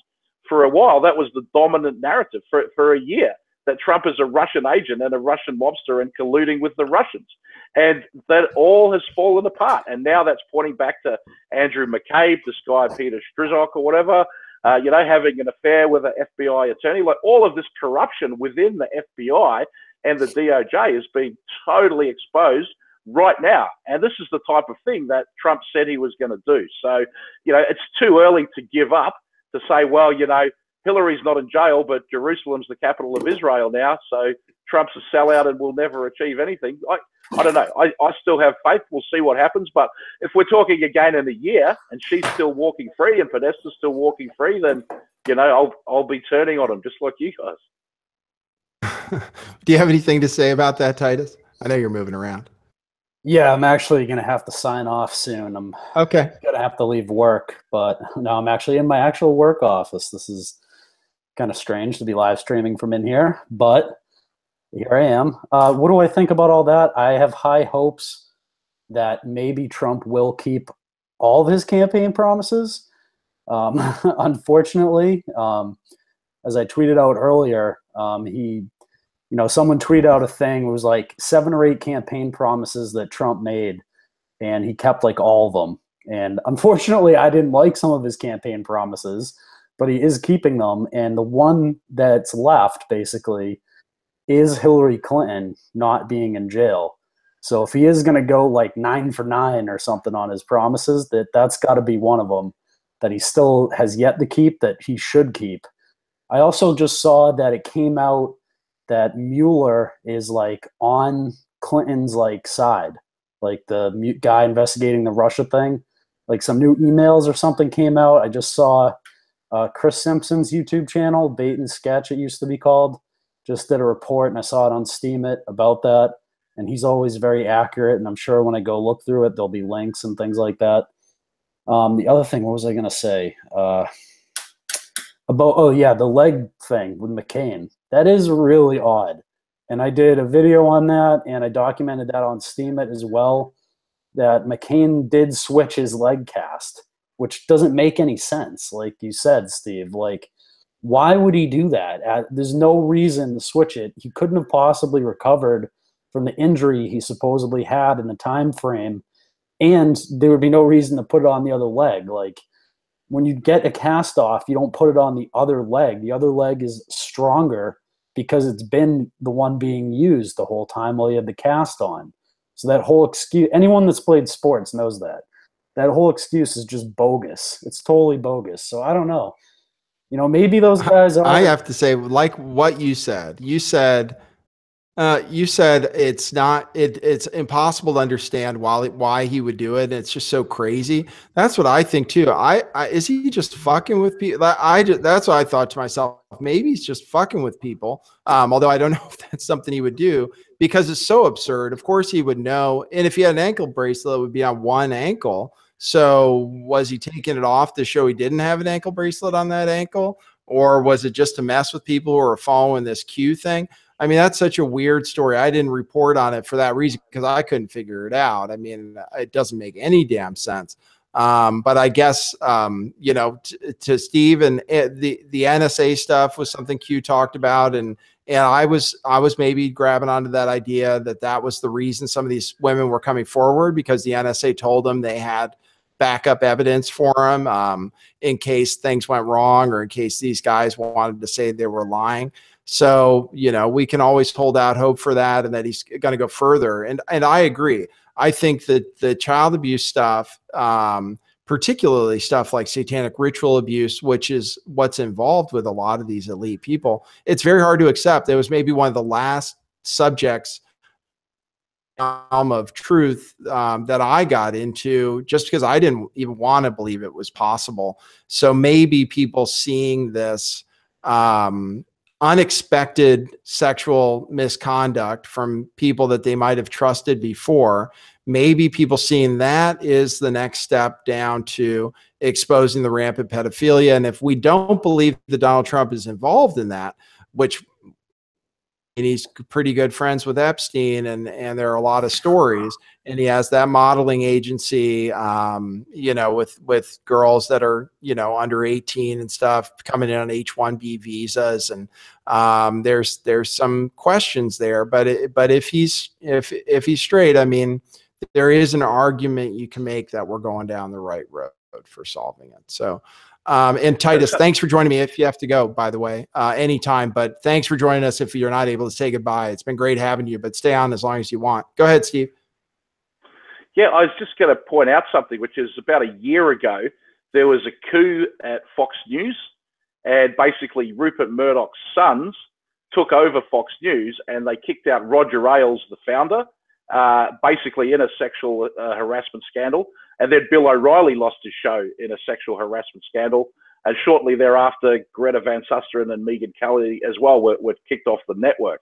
And it's interesting that hasn't been mentioned in really much of the coverage I've seen of this whole sexual harassment thing. But it makes me wonder, you know, was this an organized plan going back as long ago as this, sort of a deep state coup, you know, taking out one other massive power network in the deep state? And I think that, you know, if you look at the Clintons as not just Hillary and a political campaign, but, you know, an organized crime gang, it does seem that gang is fighting against, you know, other entities and organizations that want them to go down. And, you know, what we're left with, it may be just as evil and corrupt as that gang. I don't know, but I think certainly we're a lot better off if that gang gets punished. You know, we can all have faith in the justice system again. Yeah, because of the precedent that would set, which would be absolutely astonishing to see someone like Hillary Clinton at that level actually get taken down and thrown into jail. as I said before, even if we just get like a limited hangout of arrests for all this stuff, that would be better than what we've had for the past, I don't know, since JFK was killed, basically right in front of everybody. These guys have never been held accountable for any of the major things that they've done wrong. So if we can get even a limited hangout, that would be great. And it's very nice to see you, Defango. What's up, Dean? I actually have to bail, guys. Okay. Unfortunately, I'd love to stay on and chat with y'all. If I can get back on when I get home, I will. But I got like 30-minute ride, so peace out. Okay. All right. See you, Titus. Hey, Defango, your mic's up a little hot right now. If you can adjust that. This is Defango. I think people know Defango, know my show. Thanks for joining me, man. We wanted to get all kinds of different types of people on this show. Defango's famous now for going after Robert David Steele. And I think, I don't know if you know Steve Outtrim, but he knows you. Said he told me you're a genius, by the way. So that's pretty good endorsement. That's the story.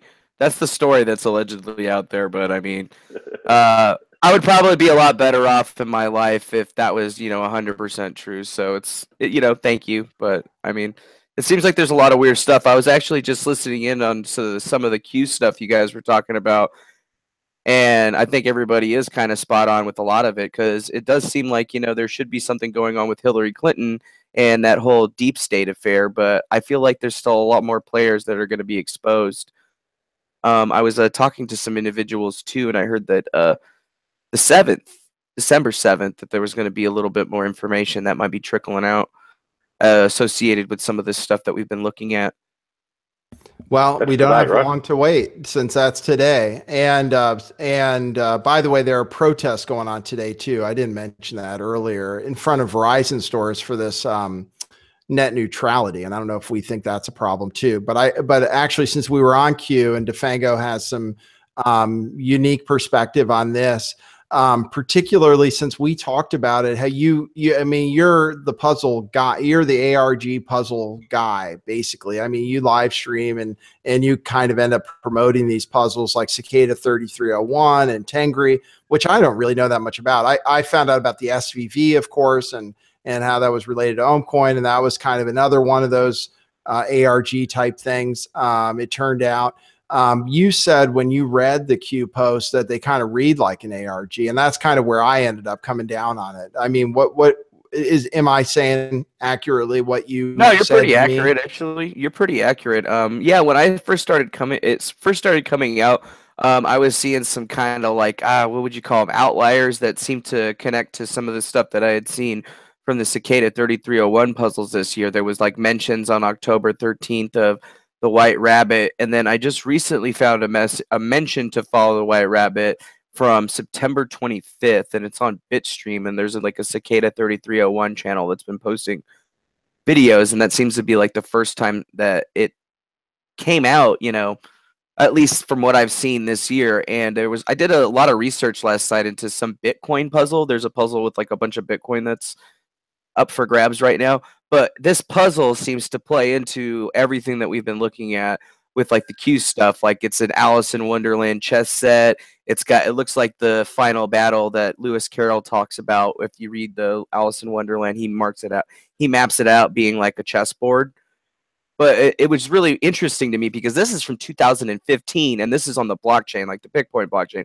There's hidden messages on transactions that basically tell a story, or that tell a story that's very, very similar. And part of, like, I guess this ARG that was created for it said to follow the White Rabbit. So I don't think that you're wrong when you say that there's probably a big ARG connection to this whole thing, because to me it seems like it is pretty solid. If I look at the Cicada 3301 stuff, and then there's even unrelated stuff, well, seemingly unrelated stuff from 2015 when Cicada 3301 was doing this BBC puzzle. I believe that it's connected to that as well. So I thought that was very strange indeed. But, with all the connections that we've had with the WikiLeaks drops, and this year with that puzzle, every time that puzzle had an update for the first half of the year, the same time, WikiLeaks would be dropping something, and it was like, the fuck? It was weird. Yeah, that is weird, because I see WikiLeaks and even Kim.com. I'm suspicious of everybody. You guys know that. But when I see all these same people and same entities kind of tied together, I start to get suspicious that it is some kind of organized thing. I think, what would be really helpful for me, Defango, is if you could tell everybody, including myself, what is an ARG? Like, can you explain what that is? Well, an ARG seems to be what you call an alternate reality game or an alternative reality game. Both are synonymous, and they're generally games that are associated with the internet. So you have to solve puzzles, find things in real life. If you've ever heard of something called geocaching is like a form of an ARG where basically you find some GPS coordinates and you have to go find a box somewhere and then you can write your name down in it and stuff. And what it seems to be is like Cicada 31301 started off as an ARG back in 2015. And I don't think that they've really ever said anything different. There's been a lot of hoopla about it, but they've always said that they were just, looking for intelligent people. And over the years, we've kind of understood that they're looking for intelligent people to help them build things, and B, help them make more puzzles. And that's why it seems like a lot of the new puzzles are different than the earlier ones, is because different people are making them. Okay. And there's been a few. Go ahead. Go ahead. And I was just going to say, so an ARG is like a game. So there's the closest thing to an ARG that you could probably think about nowadays is one that you would use your phone with, like a Pokemon Go or Google's Ingress, which are both related to Keyhole and the CIA, the NRO, and how they are basically utilizing people's phones to geospatially map the entire planet. And, this is something that has been happening. I grew up in Casa Grande. There's this Project Corona, and it was the first time that the NRO ever started trying to map the planet. It started, right where I grew up, and I thought that was very, very strange. But, these ARGs are generally games that people play to, have fun, to win something. And I think within the Cicada 3301 ARG, different individuals that had one had gotten, something of monetary value to, have, sell, whatever. And, from this year, I do believe somebody found some gold coins. I found the spear, and then I've also got, a bunch of different letters and things that, were mine to keep. And I believe in the previous years, there's been other things that people have found. But I believe that this year has just been different because I'm the only person that's ever, spent all the time to show everybody what's actually going on. Because for a majority of people, if you didn't know what it was all about, it was basically like you were staring at a wall and you had no rope. Right. Yeah. I mean, you don't even know what it's all about. Is there some concern then? There was something with, I guess, Cicada or Tengri that you thought you're helping. Was it almost an alien in Tengri where you thought you might be helping, or the idea was that you're helping some kind of extraterrestrial intelligence, or that you're helping change the world for the better, for example? That's one of the ideas they throw in there, right? To encourage people to play the game. Of course. Yeah, I think that's how it was with the Tengri ARG too. Is with Tengri, it was very interesting. They were saying that they're aliens and stuff, and I went ahead and played along with their stuff, but I would very facetiously would say, oh yeah, they're totally aliens. That's what they say, and it's kind of is what it is. I mean, throughout my endeavors, I do actually have a picture, and I've been able to ascertain that one of the individuals is, indeed a person, because he sent me a picture of his hands with his wedding ring on it and stuff. And I've been like, oh, okay. So, it's always been people, I always thought it was about 4 people. I figured it would have taken 4 people to really do most of the stuff that they did. And a lot of it seemed to be based out of a book, actually. There's a really, really little known book of mathematical problems and solutions. And it seems that most of the way that they did the puzzle actually came from this book. So it's they took this book and they made it into real life, kind of like how they're doing that Ready Player One movie. They had a book about it for a very long time, and now there's actually going to be a movie about it, but it's supposed to really get into kind of how these ARGs operate and how you're supposed to move through them. It's just the way that I did it this year, and kind of put everything out there for everybody. I really kind of changed the way that it, people understood it, because most folks thought that there was a lot more going on than there really was. Okay, cool. Okay, well, I wanted to talk to you about ARGs because I'm interested, and that's one thing you specialize in.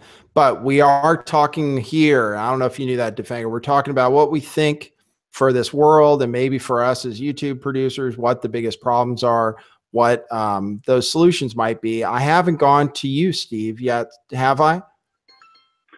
No. Do you want me to talk about ARGs, or do you want me to tell you the No, next big no, problem? we're going to move on from ARG since it's not the topic of the show. I was just interested in it. No, tell me what you think problem. It's something that you think is a big deal that we haven't talked about yet. Yeah, well, I'll tell you what I think is one of the biggest problems, which is fake news.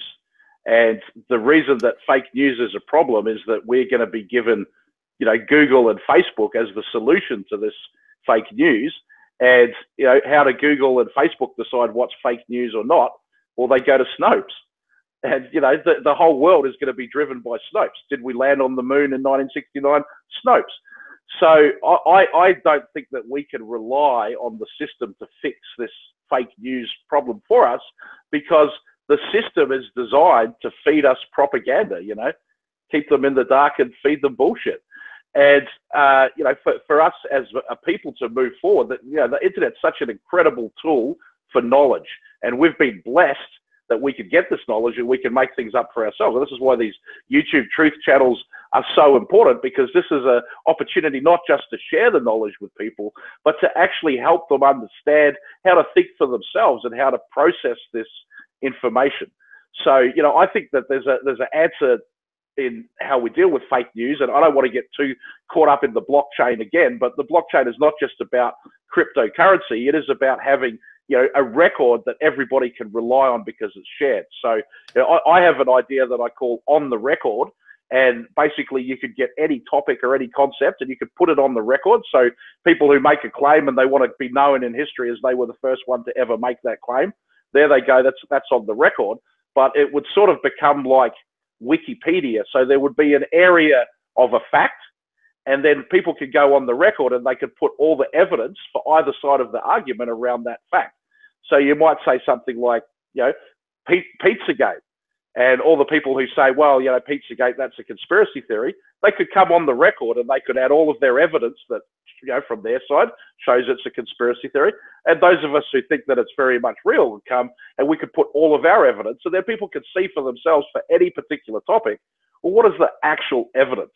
And it's surprising to me that a system like this hasn't really emerged on the internet. I think Wikipedia was sort of trying to be that, but it's been kind of overtaken by the Silicon Valley social justice warrior mindset, and also the deep state. And so I don't find Wikipedia such a reliable source anymore. But, you know, the internet is great at disseminating information and recording it everywhere, but we're reliant on search engines to be able to process it, and we don't know their algorithms. So yeah, that's my idea to fight fake news, is to have a repository of information where on any topic you can see all the evidence and arguments either way.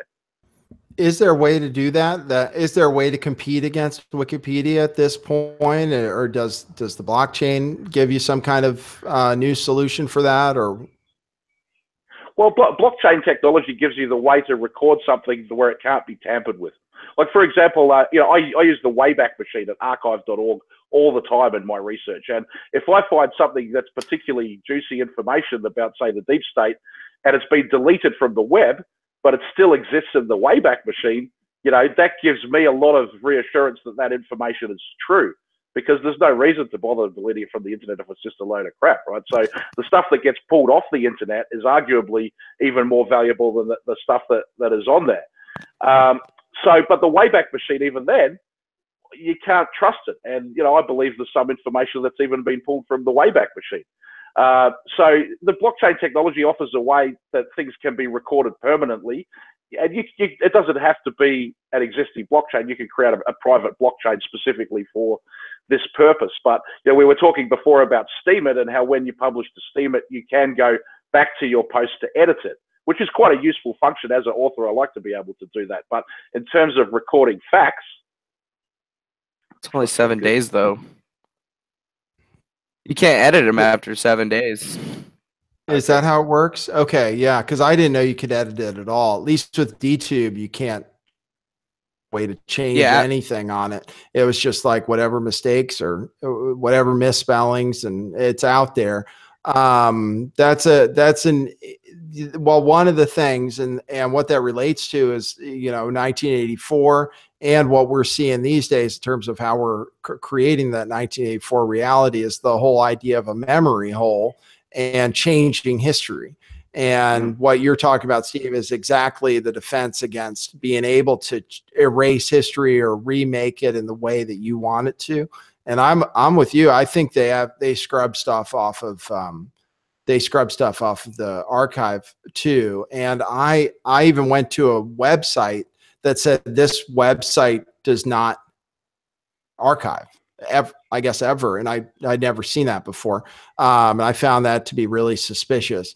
Well, that's an interesting problem, an interesting solution. I don't know that I have anything to add as far as what we can do to fix it. I think Steemit and the blockchain, like we talked about, are possible sources for doing that and having a decentralized thing where stuff does stay on the record. Defango, let's ask you, what do you think? Well, go ahead. If you want to talk about this, or you can talk about what you think a problem is that needs to be solved and maybe propose some kind of solution for it. To add on to what he was saying, I think you guys are actually on the right point, because that's what I was looking at myself. Like, I've been spending a lot less time, just streaming all the time, but that's just because I'm researching stuff, like building things for the future. Like, I was working on the vote chain, and the vote chain's pretty much almost completed, but I was thinking about doing something like a Wikipedia type blockchain, like the wiki chain, I guess that would be the easiest thing to call it. And I was looking at utilizing something like Steemit, except for changing the rules around, because you can do that with Steemit. But before with Steemit, you only had a day to get rewards for your articles, but it led to a lot of spamming, and then a lot of people weren't getting good articles. So later on, they changed it to a 7-day swing. And what I always thought is that it would be really, really powerful to take Steemit and then just kind of like adopt the Wikipedia format on top of it. There's already somebody on Steemit that was working on something, at least talking about it. And I believe that, doing that would probably actually help us out a long time. But we would actually almost honestly have to fork the actual blockchain over, so like create our own private chain and just make it so that the information is always editable. Although it would be really interesting to see, like which topics had the most ownership, because technically, like if you were posting on something like that, whoever posted it the first time when, would own the content or whatever, and then, everybody that edits it after it would have to do something, very interesting. So like, to me, that's like one of the best ways to really solve that problem, because these are the big issues of today. That's why originally, when I proposed that we do OhmCoin, like I wanted to have a function where that was possible, and currently in the iteration where it has now, it's not. But I heard they might be forking the coin over to do some of the things that we were talking about in the initial, like launch of it. So there could be some interesting things that come out of that, but I don't know. I don't really know exactly what's going on with that situation. As for me right now, the Google blockchain, or the Google itself, is in so much control of what we see and do on the internet. But I mean, I feel like a lot of people don't realize that it's not all powerful.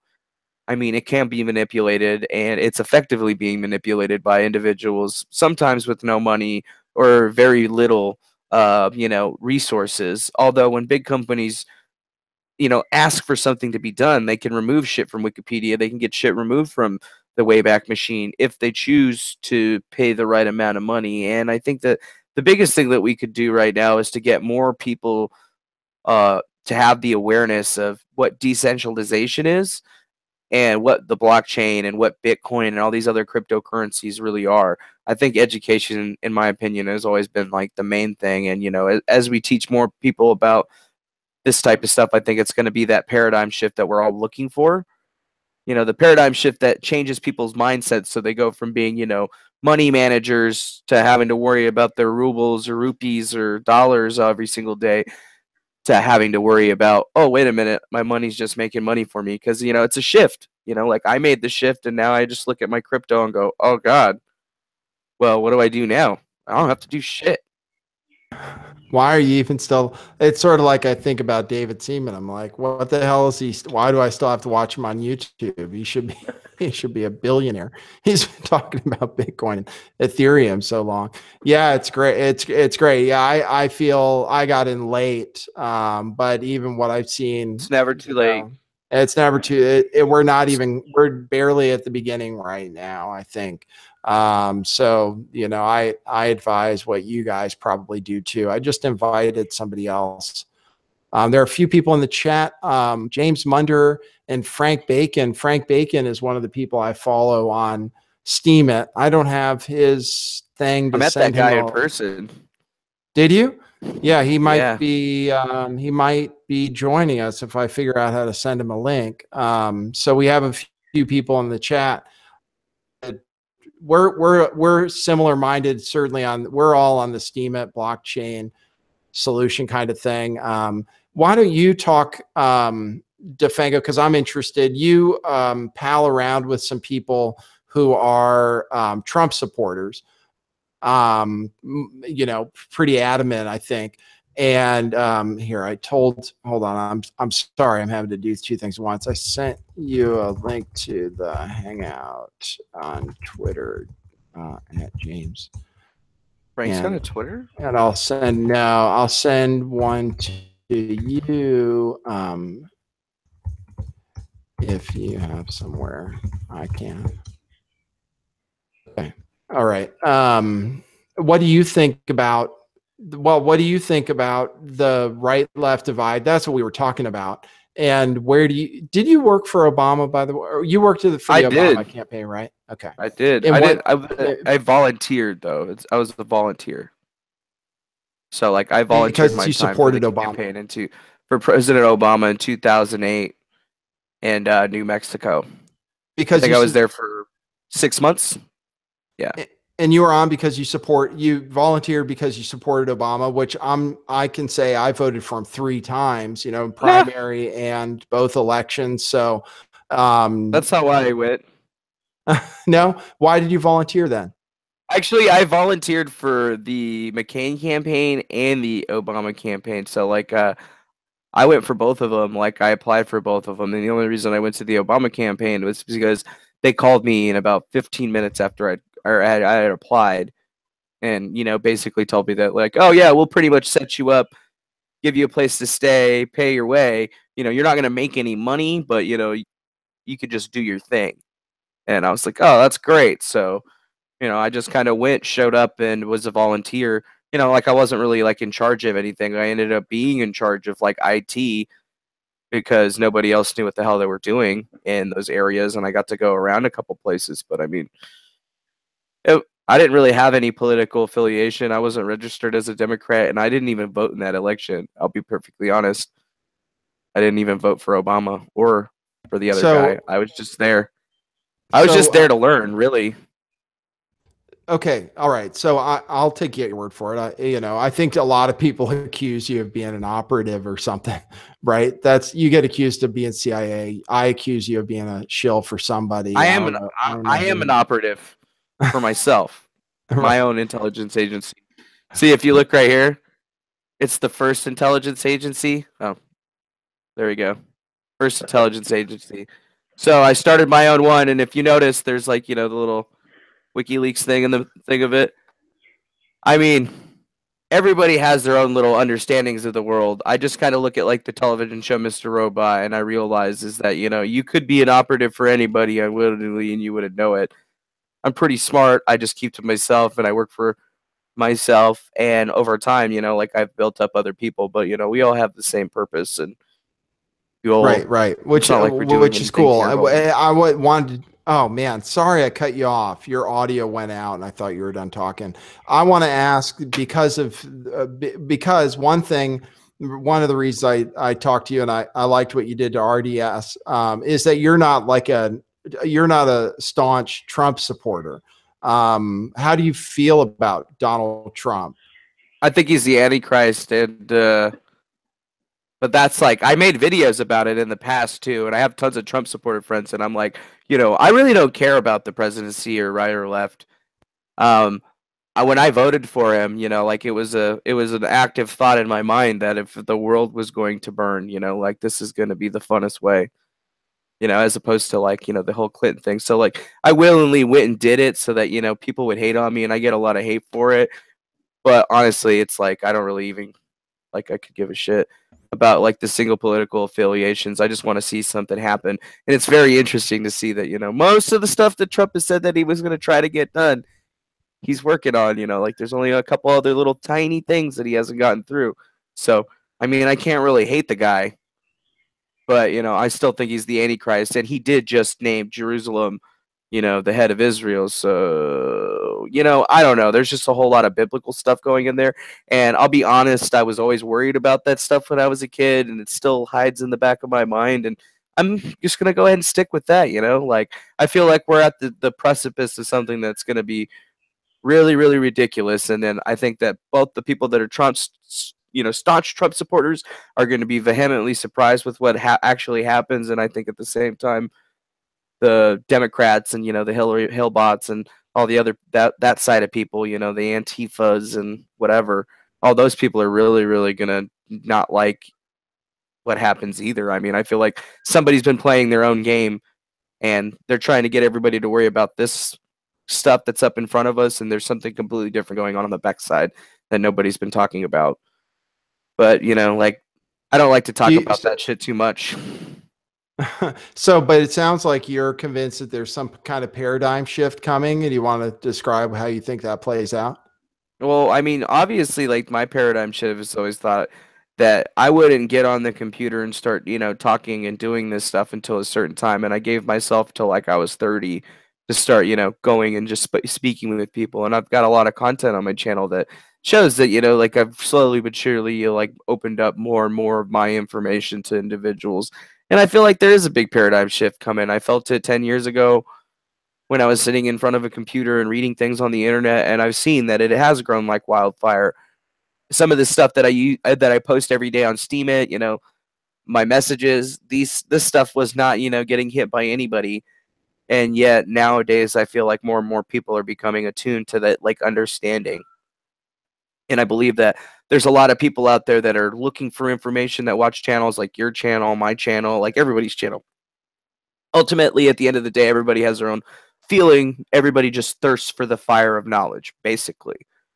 And I believe that that fire is, being fed by us, but, it does give us like kind of the ability to really like help people see, both sides of the coin, see the different aspects of relation, because that's really like, in order for us to be the greatest kind of people, we need to be able to see past the division and see the unity, and be able to like, because once you live in a place of unity, vision, you can utilize it to your advantage every single time, because that these people don't understand, like the overall arcing aspect of what they're working on. You got to be able to see 3 moves ahead of your opponent, but you also have to be able to see, the next 5 moves after that as well, and it's all a mental thing. I believe every single person's moving, looking, trying to find some hope and purpose, and I just hope that everybody finds it in themselves first.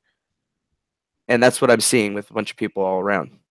So many people looking for information, truth. It's great.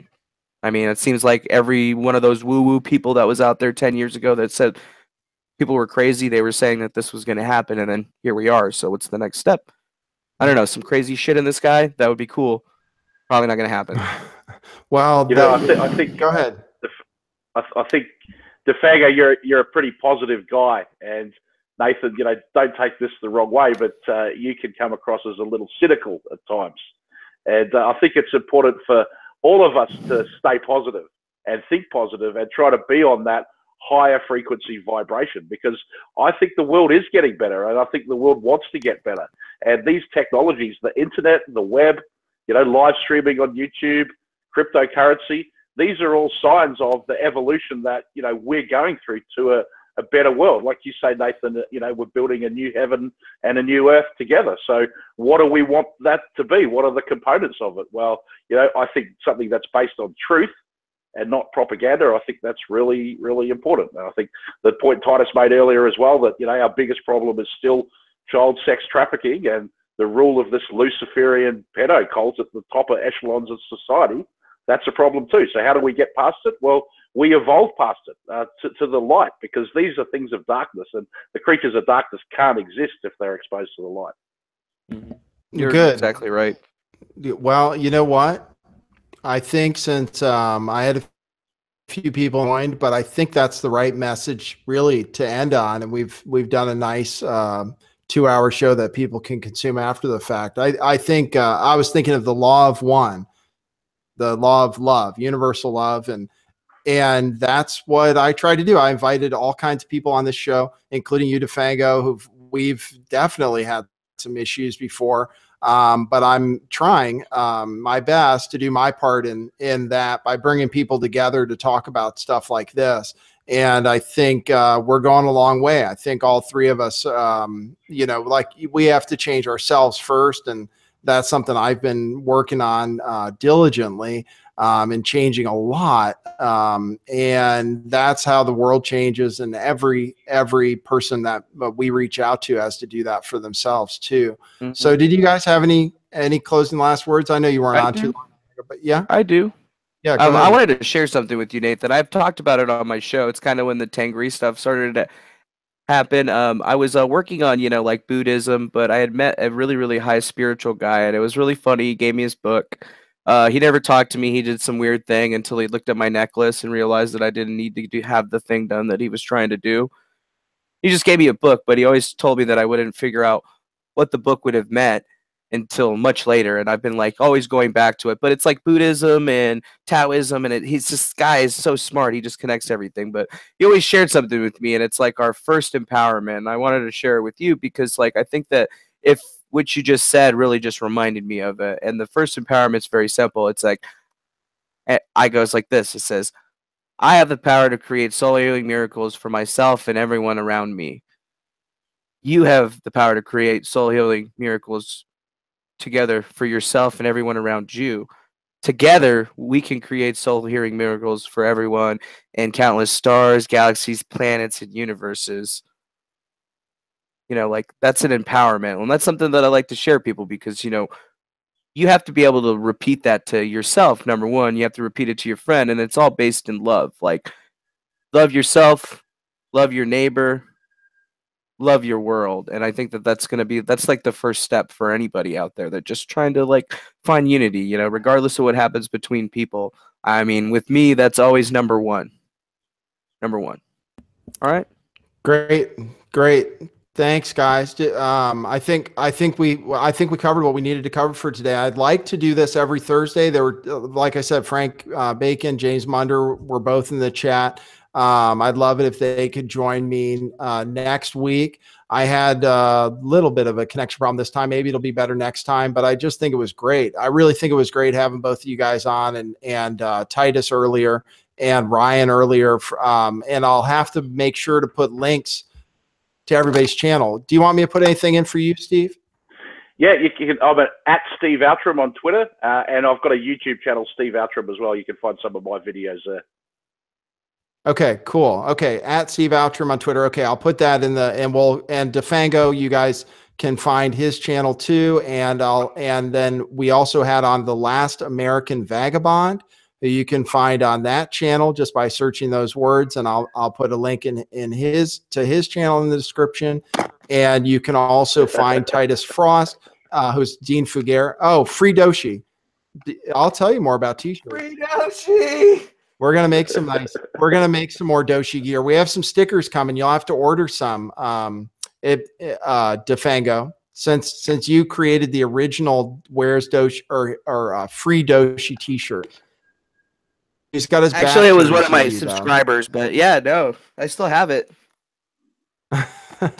All right. Well, we're gonna be doing a lot of that. Anyway, enough of the endings, guys. We're gonna try to do this every Thursday at 1:11 p.m. I think I'll commit to that in the spirit of bringing love and unity. All right. That's what it is, everybody.